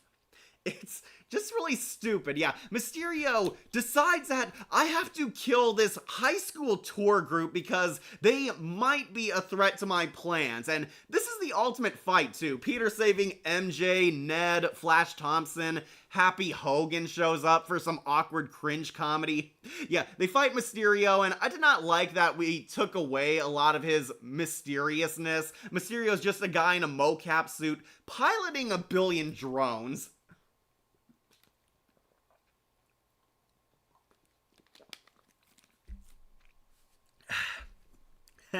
Jake Gyllenhaal went from Bubble Boy to Bubble Man. And Mysterio is Scarecrow. His scenes messing with Spidey's mind were so well done. I just think Jake Gyllenhaal was poor casting. I agree, they should have went with Ash Williams. And Bodhi, I think Spider-Man's Scarecrow should be Jack-O-Lantern, but they have not brought that character into the spotlight. Yeah, the Thinker should have been the main villain. And he's better than Volpina. Yeah, just barely. Like, even Mysterio could defeat her. Make the Thinker a Riddler-type villain, not the movie versions. Maybe like Robert Englund version. The idea of Mysterio as a hero, only to reveal he is not a hero but a villain, was done in the comics and in the Spider-Man animated series. Okay, just because it was done on other Spider-Man media doesn't mean it was going to work out in the eventual live-action adaptation. Like, nobody was surprised by this because Mysterio is an iconic Spider-Man villain. So, the fact that he turned out to be evil really had no impact because any Spider-Man villain would know that this guy was trouble. Yeah, Hydro Man, Sandman, and Molten Man were illusions. Mysterio tier list would be fun to do. A lot of his incarnations have been done pretty well. Yeah, I love Spectacular Spider-Man's Mysterio, and yes, the animated series Spider-Man Mysterio. He was cool and got a very nice redemption arc. What I remember why Mysterio is a hoe, he mentions that one of his fellow workers came up with the idea of a hero from another world and claimed it to be ridiculous and realized that people accepted that. Even David Kay, the voice of Optimus Prime, Transformers, Animated, and Megatron, from Beast Wars, voiced Mysterio in Shattered Dimensions. Yes! Destroy Spider-Man Predacons! Wasn't Beck upset that Tony gave his hologram project a weird name? Oh, that was it too. What was it, like gag, puke, or vomit? Yeah, once again, showing Mysterio's kind of a man-child. I know so is Tony, but it felt really petty. Yeah, Mysterio didn't even want to destroy Spider-Man. He wanted to destroy Tony Stark's legacy, and that was kind of my issue with him. Mysterio should be a Spider-Man rival, not Tony Stark's rival. And yeah, I didn't like the mocap suit. I loved his outfit here. Mysterio definitely wins props for his cool powers, and that cool nightmare animated sequence, that was awesome use of their effects. Yeah, I'll say Mysterio is good, but not S tier to me. Sorry, Jake Gyllenhaal fans, but he only makes it onto top A. Hope Thomas Astruc plays Mysterio. There's a reason why Nick Fury fell for him, because it's not Nick Fury, that's Talos. Oh, that's right, there's Skrulls. But honestly, the Skrulls shouldn't have been duped either, because they are shapeshifters. Mysterio, fire all the drones. Yeah, that's right, funny, right? How dare you? Jake was cast perfectly. Okay, I thought there were better Mysterios. I think they should have gotten Bruce Campbell, because he was set up as Mysterio in the Raimi-verse, and it would have been legendary if he came back. The project's name is funny, like, why that? Because it's Tony Stark's sense of humor. Why am I starting to think in the 4th Spider-Man movie, MJ's new boyfriend will become Hydro Man? I thought that he's gonna be Hydro Man or the Chameleon. That's what they're teasing. Remember this phrase in the Iron Man movie? Tony Stark was able to build this in a cave with a box of scraps. Legendary meme. Okay, so I'll put Bubble Boy onto A tier. Will he be outclassed? Probably not, but he comes very close to S tier. I'll just have to settle for top A. Alright guys, it's time. Time to move on to the Sony universe. Oh, we got one more MCU cameo. Got Voss as Scorpion, who unfortunately is going on to... That's a cute outfit. Yeah, they got friggin' Voss from Far Cry 3 to play Mac Gargan. And he basically does nothing. He's an arms dealer working with the Vulture. He gets beaten by Spider-Man, arrested, and he's set up in a post-credit scene. He basically is a cameo. They're setting up Scorpion as going to be a villain in a future Spider-Man movie, and seemingly he might be in Brand New Day. At least the trailers make it look like he came back. I want to see Voss as Scorpion. That'll be so awesome, but for now, he's just a cameo and didn't get to do much. Now we're moving on to the Sonyverse. Did I ever tell you what the definition of insanity is? Doing the exact same thing over and over again. Alright, so yeah, just a cameo. Going on to, that's a cute outfit. Don't worry, if we do this tier list again, he might make it higher once he dons the Scorpion suit. But for now, time for the Sonyverse.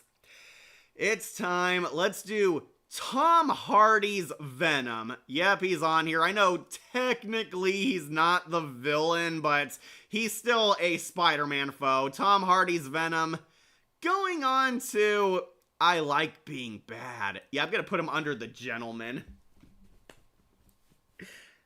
Scorpion will be in the new movie, and will he be good? We'll see. Hopefully he's good. Want to see Voss as Scorpion so badly. If he's not the main villain, I will be so disappointed. Scorpion is supposed to be in Brand New Day. Great. My version of Scorpion is Venom villain. Okay, Monica. Did I ever tell you the definition of insanity? Yeah, that's him. He's playing Scorpion. My favorite gay villain?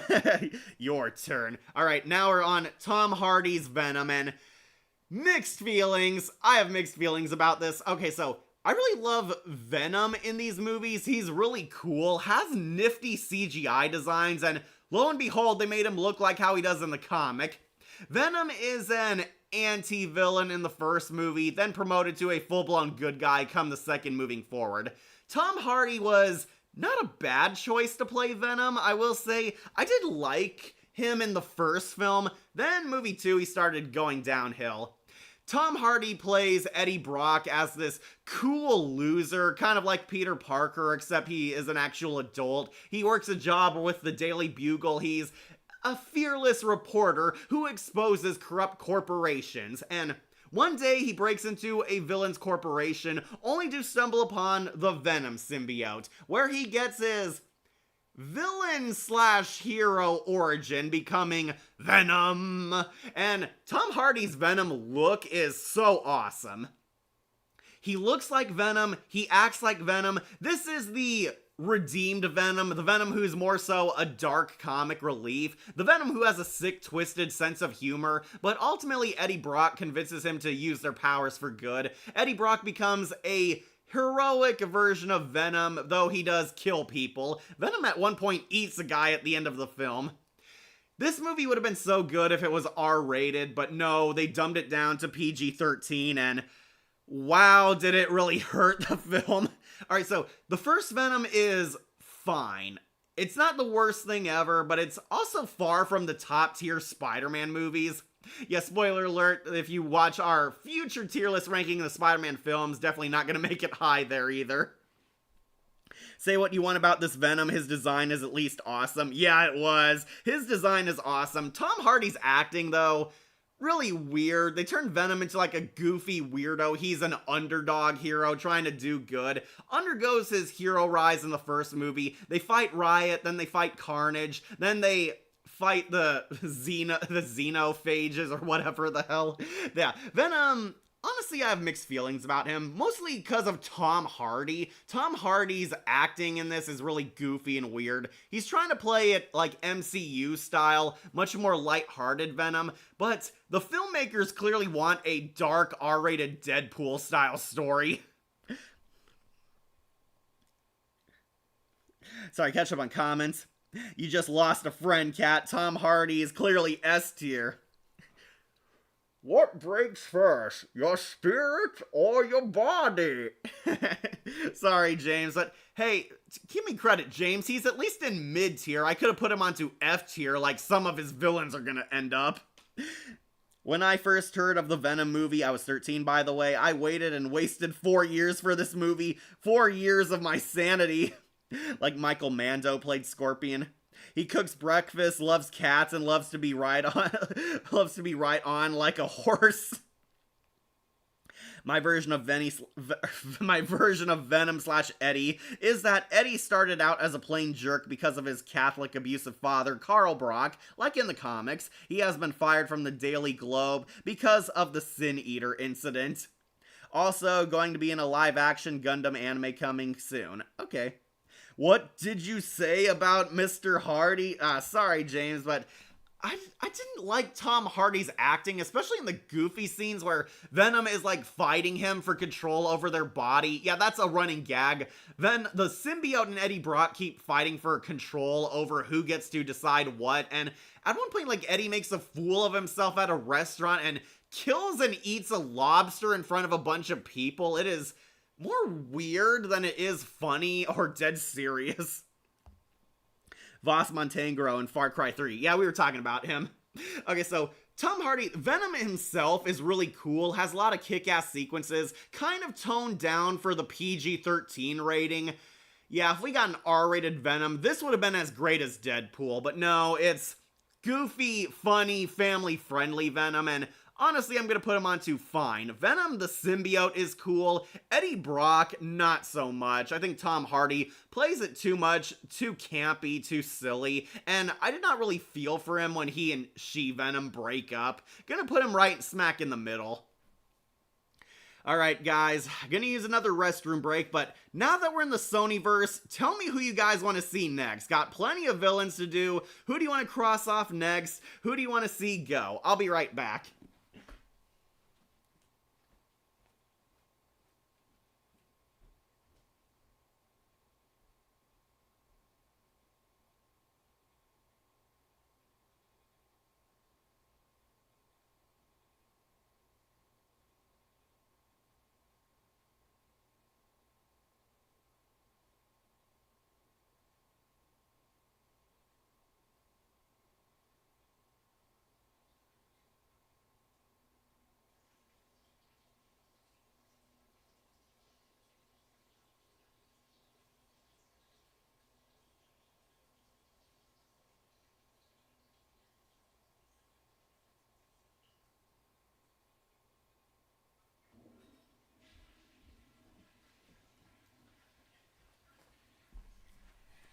I'm back. Pizza time, baby. Riot, riot, riot. Okay.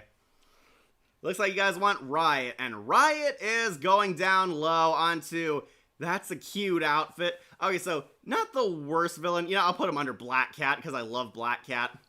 Riot is the main villain of the first Venom movie, and honestly, super generic. Riot is a corrupt CEO who bonds with an obviously evil symbiote. The symbiote wants to take over the world and terraform it, turning our world into a world of symbiotes. Yeah, kind of like the comic. He wants to terraform our Earth, works with the corrupt CEO where they can spread the symbiote across the Earth's atmosphere and turn us into a Venom planet. And ultimately, this is the most standard generic doomsday villain ever. He's Venom but evil. Riot is a galactic conqueror, and the guy he's using as a host is your standard corrupt CEO. He's evil Elon Musk, very much like a hipster CEO trying to be cool, egotistical, full of himself, believes that the world would be better in his image, and he and Riot bond and decide to take over the world. It's so painfully obvious that Riot is gonna betray him, but this guy, despite being a genius, falls for his every word. Then they become a dark Venom fight, and his death scene is honestly kind of forgettable. I thought he honestly could have survived this, but they fight and Riot is burned up in a rocket ship. Yeah, that's kind of the end of him. Exactly like Topher Grace Venom, anticlimatically blown up. I loved Riot in this movie. I thought he was hardcore. He was way better than he was in the comics. Just give him even more personality. Yeah, that was my problem. Honestly, they made him too standard in my eyes. Why does it seem like there's a movie that should have been rated R, only for it to be ruined by PG-13 rating? It was. Like how Venom looks and sounds, but not the story of the movie. The movie would have been better if it had a potty mouth. Venom should have been like Deadpool. Alright, so, sorry, I know a lot of people love Riot. I just found him kind of forgettable. He's just evil Venom. I never read the comics with him, so I don't have much of not much of a basic grasp of this character, but from what I saw, not the worst thing ever, but kind of below average. But you know who's not below average? Carnage! Yes, we finally got Carnage in live action, and he's going on to low A tier. Yeah, okay, I'll put him above the Lizard at least. We got Woody Harrelson as Carnage. I was so stoked to see Cletus Cassidy in live action. Cletus Cassidy is a demented serial killer. Eddie Brock is interviewing him in prison and did not like his first design. Woody Harrelson wears this weird Ronald McDonald wig. It looks so goofy. I know that's how he looks in the comics, but man, that hairstyle did not make you take him seriously. Riot was sadly not used a lot. Effective fighter, but unfortunately didn't get much. Woody Harrelson was casted as fan casted as Venom in Erod's Spidey Villains casting couch. Carnage, death to your father. Oh, death to you, father. What? No, not you, father. Yeah, that was funny. I liked how Carnage looked and how he sounded. Kind of confusing. Like, does the symbiote change the inside of your body too? Because at one point when he gets the Carnage symbiote and is rampaging, the police like shoot through his torso, and shouldn't his body be there? The anatomy for the symbiotes is really weird.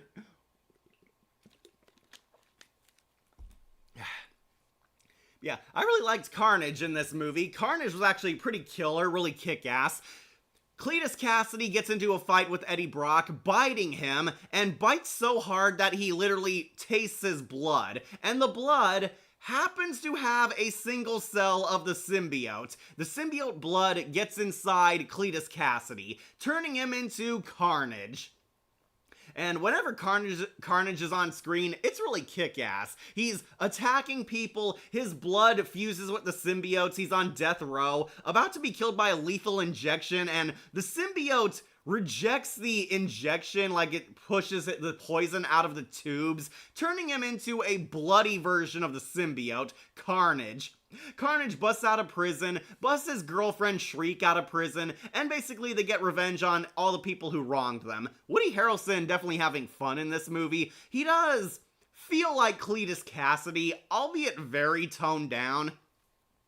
There's only one reason why he's not on S tier, and that's his Carnage voice. Carnage is supposed to be super scary, and Woody Harrelson, or whoever's dubbing Carnage, not really scary, and I did not like his motive where Carnage wants to kill Venom because he's his spawn and feels rejected by his father.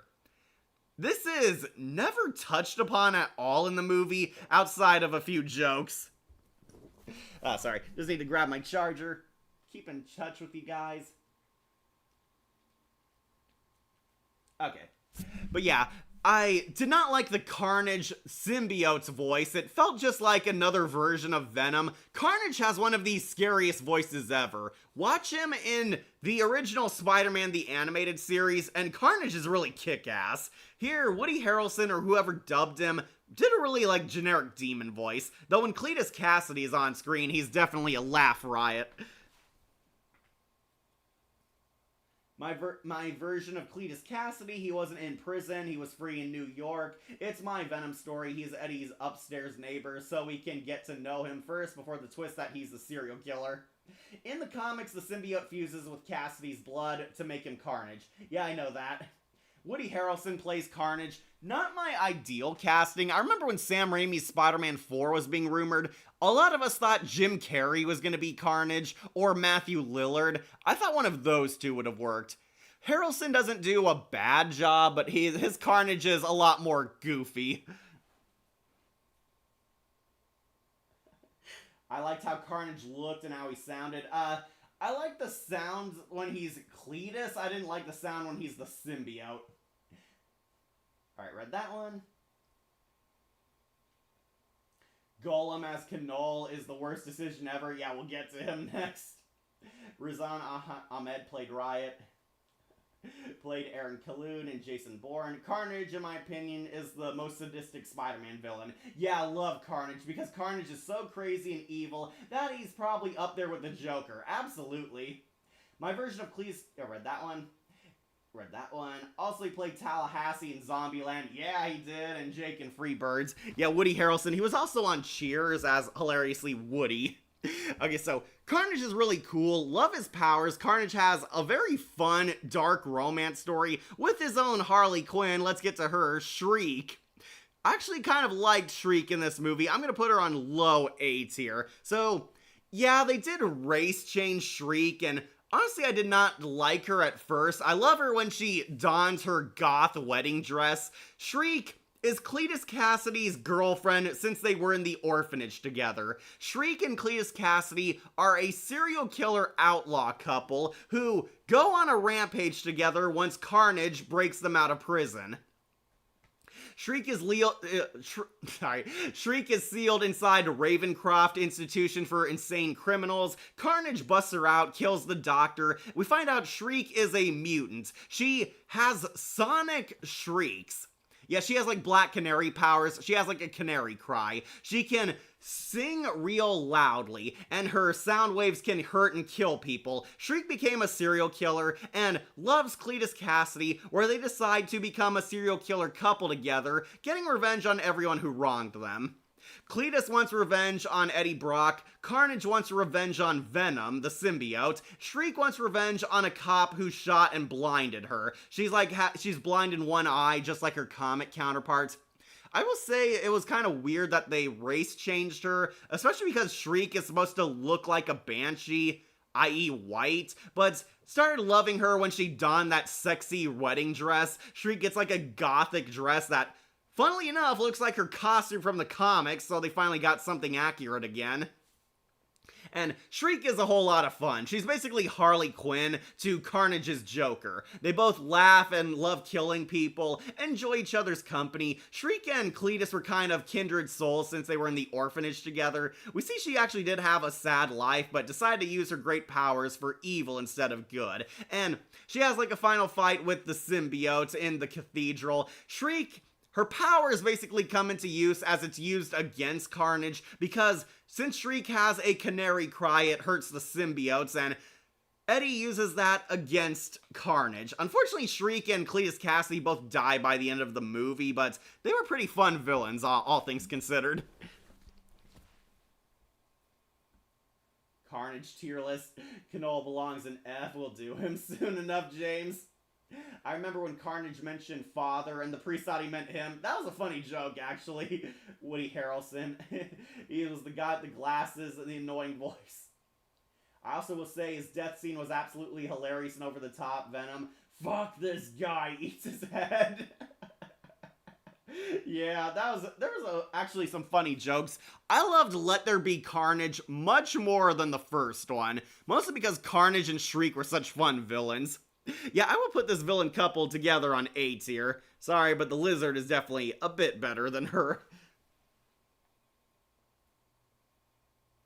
Shriek is played by Naomi Harris. My version of Carnage is not just evil and psychotic, he is also vulgar, inspired off the Penguin from Batman Returns. I didn't hold back on him, I even plan on redoing the biting nose off scene. Oh, that's right, she was Tia Dalma in the Pirates of the Caribbean movies. That's the Flying Dutchman's lover, Calypso.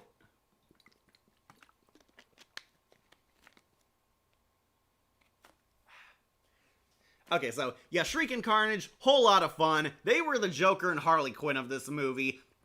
Absolutely nailed it. Going on to A tier, the both of them. Unfortunately, we saved the worst for last of the Venom saga. Let's knock off Knoll, the creator of the symbiotes, who is just a cameo. He's going on to F tier. Yeah, if you guys don't know, this is technically the villain of Venom 3, The Last Dance, where it's Knoll, the creator of symbiotes, who's back on the symbiote homeworld, basically playing a Power Ranger villain and sending his minions here to do all the heavy lifting for him. These are the Xeno symbiotes. These ones also going low tier. I'm gonna put them under Black Cat and Riot. Yeah, basically, he sends these I believe they're the xenophages, the xenophage symbiotes, basically attack dogs who are doing his bidding. They're hunting down and killing people who are a threat to the symbiotes, namely Venom, and yeah, basically they're glorified minions. These guys are video game minions who serve the real villain Knoll, who's in the movie for like 5 minutes, then does nothing because he's saved for sequel bait. Lame. Very lame. The Last Dance was a huge step down. It is easily the worst of the polarizing Venom trilogy, and a part of that is because the villains suck. I'd waited for Cole for the series finale. Knoll was wasted, did hardly anything. Exactly. Ride me like a horse. Voiced by Golem. Oh, that's right. Andy Serkis plays Knoll, and complete waste of his talents because he didn't do anything. Yeah, Andy Serkis plays Knoll, and they did not use him well. And fun fact, Andy Serkis also was Supreme Leader Snoke. That's right, he was. A lot of movies love wasting Andy Serkis' talents, don't they? Okay, so, long story short, Knoll is barely in the movie. He's off-screen and basically in his high tower like a Power Ranger villain, sending his minions here to do all the dirty work, and the minions are basically video game enemies. They're boss fights for Venom to take down, and ultimately are just puppets for the Puppet Master, who was barely even present in the final movie. Yeah, he's going on to F tier. His minions, they had their cool moments, but that's about it. Basically expendable foot soldiers.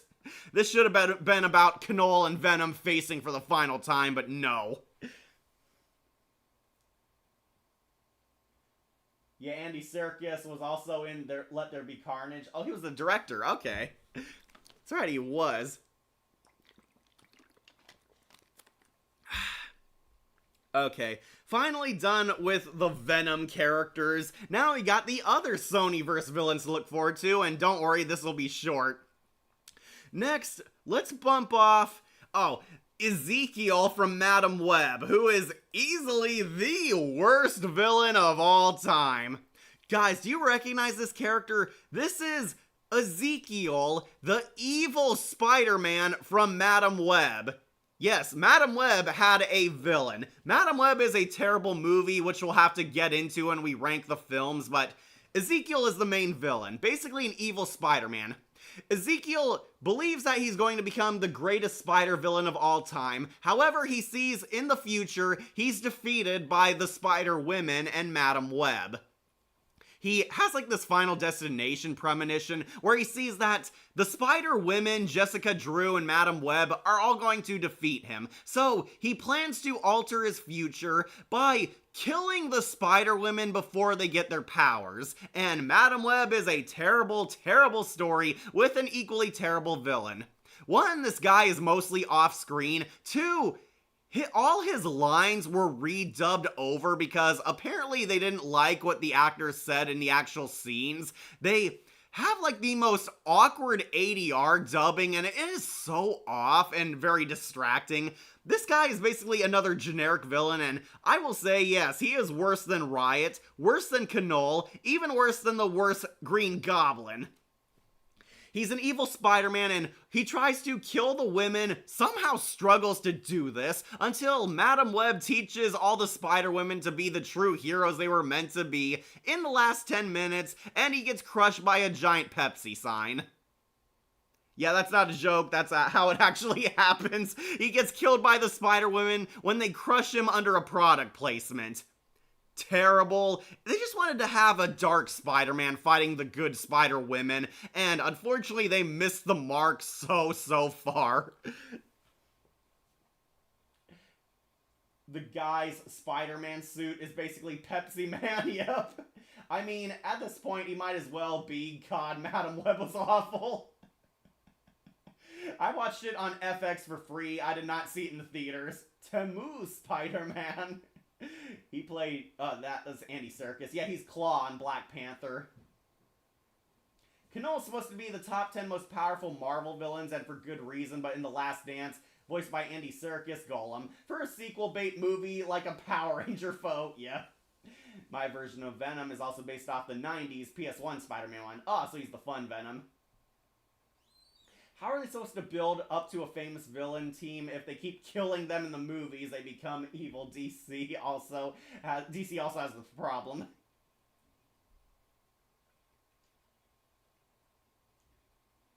Ezekiel in the comics is a good guy who is Peter Parker's mentor figure in a spider suit. Looks like Jay Garrett Flash, but a Spider-Man suit. But in the movie, evil Spider-Man with bad dubbing. Yeah, it was awful. Yeah, Serkis was also Alfred in the new Batman. This guy's suit was awful. I just mentioned Snoke, yep. Killed by a product placement, fail. Yeah, he's crushed to death by the Pepsi sign, which makes even less sense when you know that he's supposed to have Spider-Man's powers, and Spider-Man has super strength. This was a guy who was like crushed under debris in Homecoming, and Tom Holland could survive what killed this guy. Yeah, fail. Madam Web is awful, and surprise, has the most awful Spider-Man villain. Easily rock bottom, worst of the worst. Speaking of which, it's Morbin time! Yep, here he is, folks, the worst Joker, Jared Leto's Morbius, who, shocker, also going on to F tier. You know, I will put him under Paul Giamatti's Rhino. Yes, we have Jared Leto's Morbius. He made the list, and shocker, Jared Leto fails again. Michael Morbius is the living vampire, a really underrated Spider-Man anti-villain. He's basically a vampire in the modern day. He needs blood to live. He spliced his DNA with that of a bat, becoming a vampire himself. He actually became an ally to Blade and a love interest to Black Cat, and leave it to Jared Leto to screw all that up. Also, I called the Spider-Woman the Marvel Sony versions of Totally Spies. Yeah, they kind of were.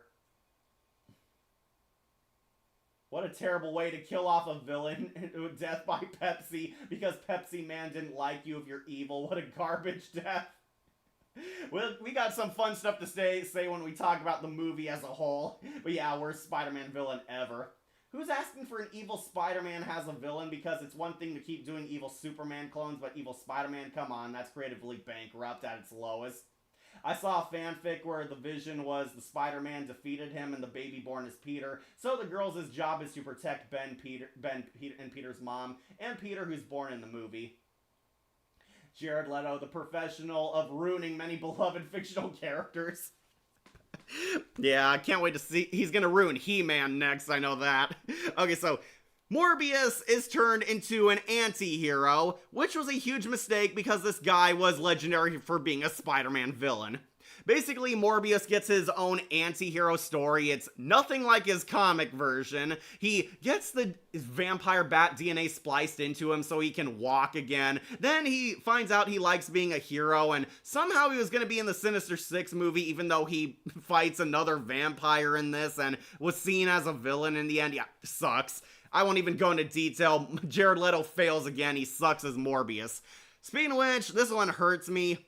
Matt Smith, who's the villain of Morbius, going on to, that's a cute outfit. Yes, Doctor Who is the villain of Morbius, and basically another generic villain. He's kind of like a funnier version of Riot. Matt Smith is definitely going over the top in this movie, trying to play this more gangsta, over-the-top Joker kind of villain. Matt Smith is basically an evil vampire who used to be best friends with Michael Morbius until he betrayed him, then used his vampire powers for evil, and yeah, basically he's like a dark reflection of Morbius, which doesn't work when Morbius is also a villain. Yeah, I love you, Matt Smith. He was definitely having the time of his life. He elevated this to so bad it's good, which is why he wins A points, but man, a waste of Doctor Who on par with Thor the Dark World. Oh, that's right, he's gonna be Skeletor. Yep. Morbius was so bad it became a meme. It's Morbin time. Also, Oryx, Destiny for Knoll, opponent in Death Battle.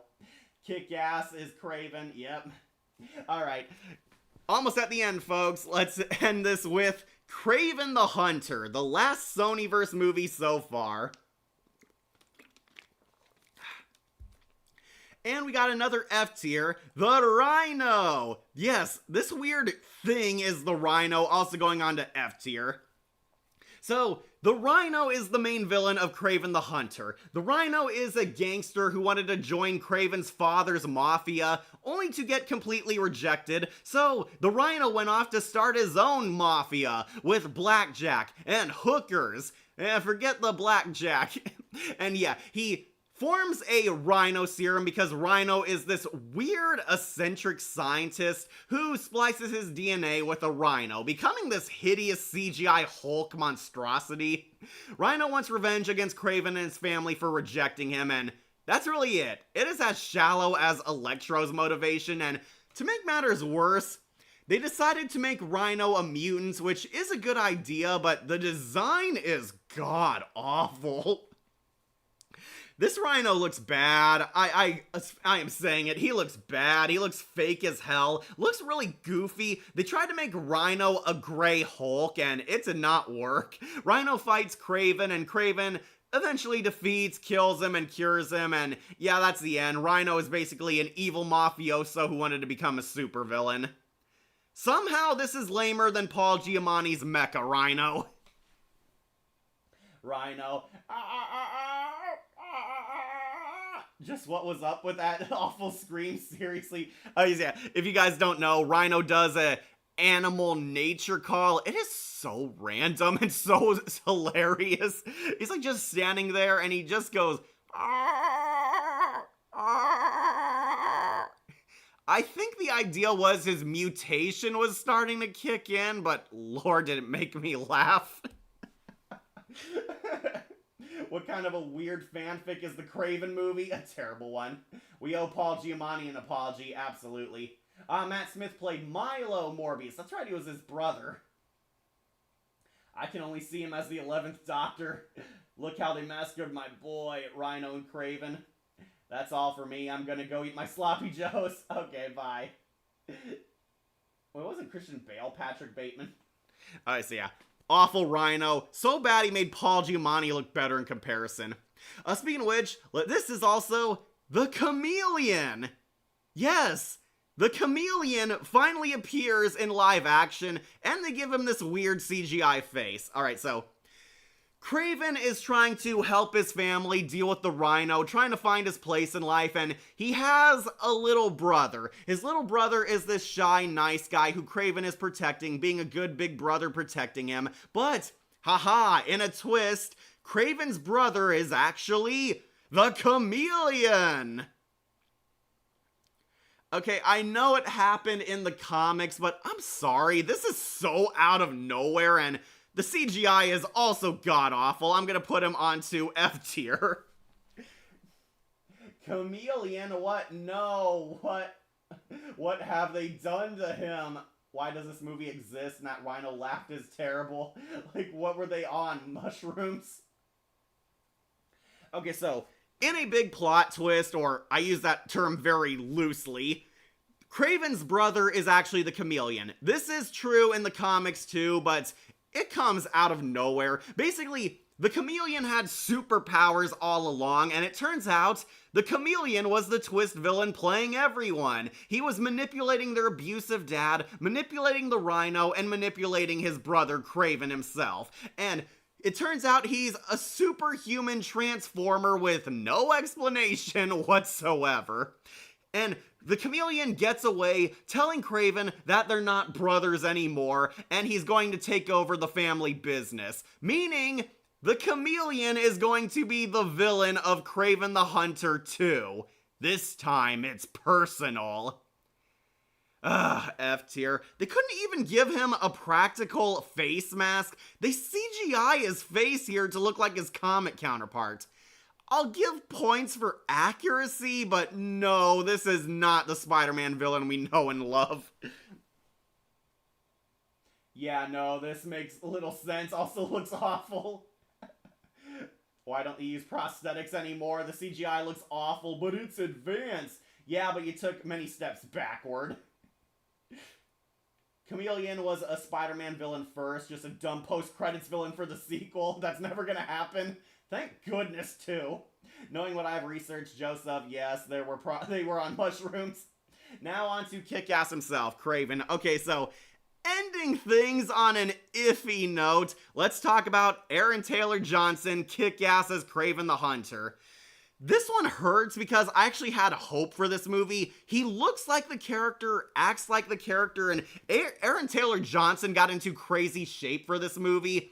Unfortunately, they did not write the character well. His Kraven, he wins a point for looks, but he's going on to, that's a cute outfit. Yeah, see, not a negative note, he's not on F tier. But he's still not good. Kraven the Hunter tried to make Kraven an anti-hero like Spider-Man, and this does not fit his character at all. One, I'm already not a huge fan of Kraven the Hunter in general, but I was on board when I saw Aaron Taylor Johnson was playing him. I loved him in Kick-Ass. This was not even on par with Kick-Ass. Taylor Johnson plays an anti-heroic Kraven. He's trying to find himself, becoming one with nature, and mastering his skills to become the greatest hunter. Kraven is serving his abusive mafioso dad, protecting his innocent brother, the Chameleon, until he unlocks the spiritual magic BS inside of him, becoming Kraven, and Aaron Taylor Johnson is clearly trying to act more like Spider-Man than the Hunter, and it shows. Why are we still trying to make Spider-Man's villains tragic anti-heroes when Kraven was an evil mofo in most of his appearances? Basically, Kraven is trying to save his family from the Rhino. Realizing his dad is dishonorable, Kraven finds his path in life, quote unquote, falls in love with Calypso, tries to protect innocent brother, not realizing he's played by him, realizes that Kraven fights for honor, and he eventually builds up his skills to beat up the Rhino. What an origin story, right? And Kraven finds out that his little brother was the twist villain all along, the Chameleon, getting away for the sequel, but Kraven goes back to find his father's will, where his dad left him his signature jacket where he finally dresses like Kraven for the end credits. So disappointing. I like Aaron Taylor Johnson, and he looks like the character. That is why he's up here. He got into crazy shape, looks like Kraven, has Kraven's fighting moves. Unfortunately, he doesn't have a good Kraven movie under his belt, which is why he's down low. Yet Felicity Jones's Black Cat being higher than him should tell you a lot about the quality of the Kraven movie. Plus, I'm glad the Sonyverse died. Me too. Isn't Kraven a taxidermist or just a skinner? He's both, but they try to make him an animal lover. Still the worst Kraven, honestly. I'll stick with the 90s version, and even some of the video games ones. Honestly, I like Spectacular's Kraven too. He was pretty kick-ass, especially because he was a mutant in that. Reading some comments. Yeah, I see your actors, Akira. Okay, so he's a good actor, but not in this. My name is Calypso, and thank you for watching this movie. Okay, so yeah.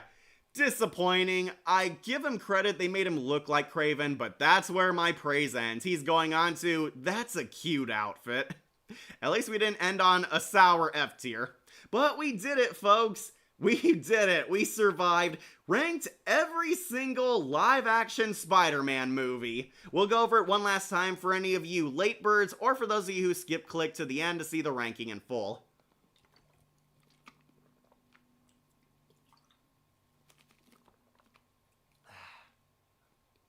Really need some water after all that. Checking your comments. I still hate the Twisted Metal Season 2. Really, Tails? Nicolas Cage is coming in the finale of the Sonyverse Spider Noir. I hope it's good. I really do. Yep, we did it, Akira. Completed our tier list. I'm still excited. Oh, I'm still excited for Twisted Metal Season 2. Okay, you said hate in the last comment. Alright.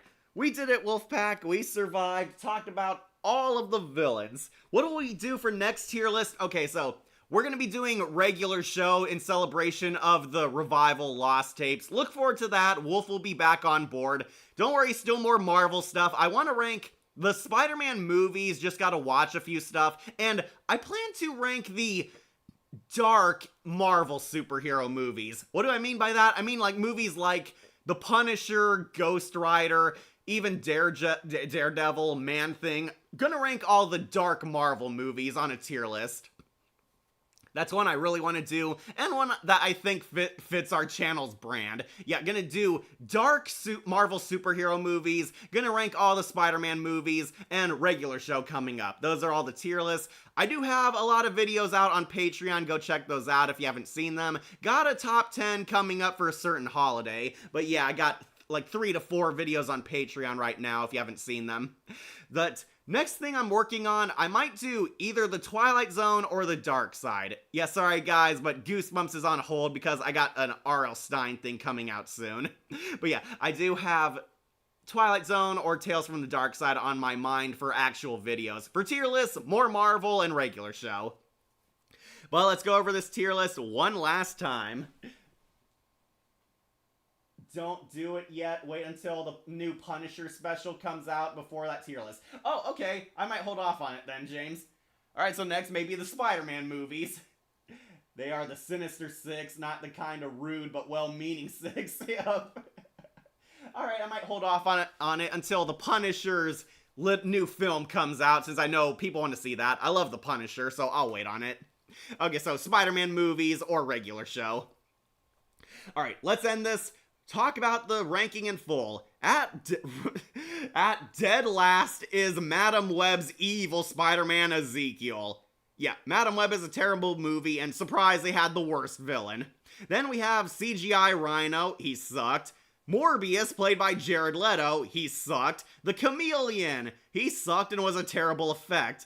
Paul Giamatti's Rhino, what a waste of a good actor and a good character, disappointing. Knoll, the creator of the symbiotes, disappointing sequel baits, and the worst Green Goblin Dane DeHaan. All of these suck. They are F tier, the worst Spider-Man villains of all time. Hoping Brand New Day doesn't add more down here, but these are the worst of the worst. Then, that's a cute outfit. Matt Smith as Morbius's brother. He was funny, but that's about it. Voss as Scorpion didn't get to do much in his one and only film appearance. Hopefully he'll make it higher on the next time, but we'll have to wait till Brand New Day is out. Alistair Smythe, he's a cameo. The Xenophages, video game minions. Riots, kind of underdeveloped for me. Kraven the Hunter, they tried to turn him into a lovable anti-hero and it did not work.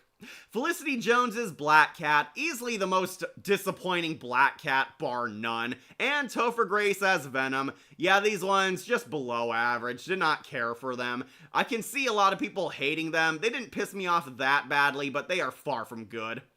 Right smack in the middle, Tinker, a henchman, both Shocker's henchmen. Tom Hardy's Venom, really mixed opinions on this character. Wanted to like him, but he didn't quite make it. The Gentleman, awesome villain, but tragically underutilized and we'll never see again. Jamie Foxx's Electro, really cool fight scenes and effects, but that's about it. Did not like his writing all that much. All these guys, plain Janes, they're okay, they're fine, they're average. In A tier, Shriek and Carnage, love this mass murdering villain couple. They were oodles of fun and a huge step up over Riot. The Lizard, pretty cool villain. The design could use some work, but he was likable, he was tragic, and he fit the Lizard criteria. Jamie Foxx's new Electro from No Way Home, definitely salvaged his character, he was a vast improvement. Harry Osborn's the new Goblin, I call him Hobgoblin. Harry Osborn's a great character, but man did this outfit needed much upgrades. Michael Keaton's the Vulture. I liked him, wanted to love him, but he was just alright to me. Would have loved to see him return in a sequel, but hopefully not a Sonyverse sequel. Jake Gyllenhaal's Mysterio. I'm sorry, James, I almost loved him, but did not like that he was Iron Man's enemy more than Spidey's. But these ones are A tier. In S tier, we have our top three. The Sandman, Doc Ock, and William Dafoe's Green Goblin. Yeah, I love these guys. These are the top dogs of Spidey villains. So good that even the MCU brought all three of these dudes back. That's how awesome they were. But number one for me has to go to William Dafoe's Green Goblin. He just is the character in my mind. I know some might fight me that Doc Ock deserves number one, but what can I say? I love Norman Osborn. He is a top tier Marvel villain, and Dafoe did not disappoint. Green Goblin is the number one Spidey foe. And dead last is Ezekiel, if you're just showing up. Yes, shocker. Madam Web is dead last, and the old 2000 Spider-Man villains are iconic. That's how great they were.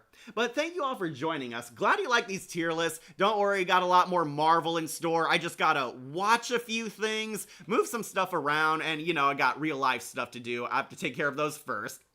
This weekend, look forward to our regular show tier list as the one most likely coming soon, due to the Lost Tapes.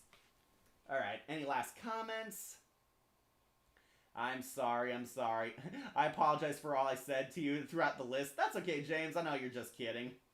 Do you know how much I sacrificed? Like it's interesting. Bye, Joseph. Okay, thank you all for joining me. I'll see you on the next video, which should be coming out very soon. But till then, this has been the Wolfpack, and we'll sign off. Remember to like, comment, share, and subscribe, or just tune in for more videos posted here on Wolf Entertainment. I'm your host, Catastrophe, and I'll see you all next time. Think about it, hero!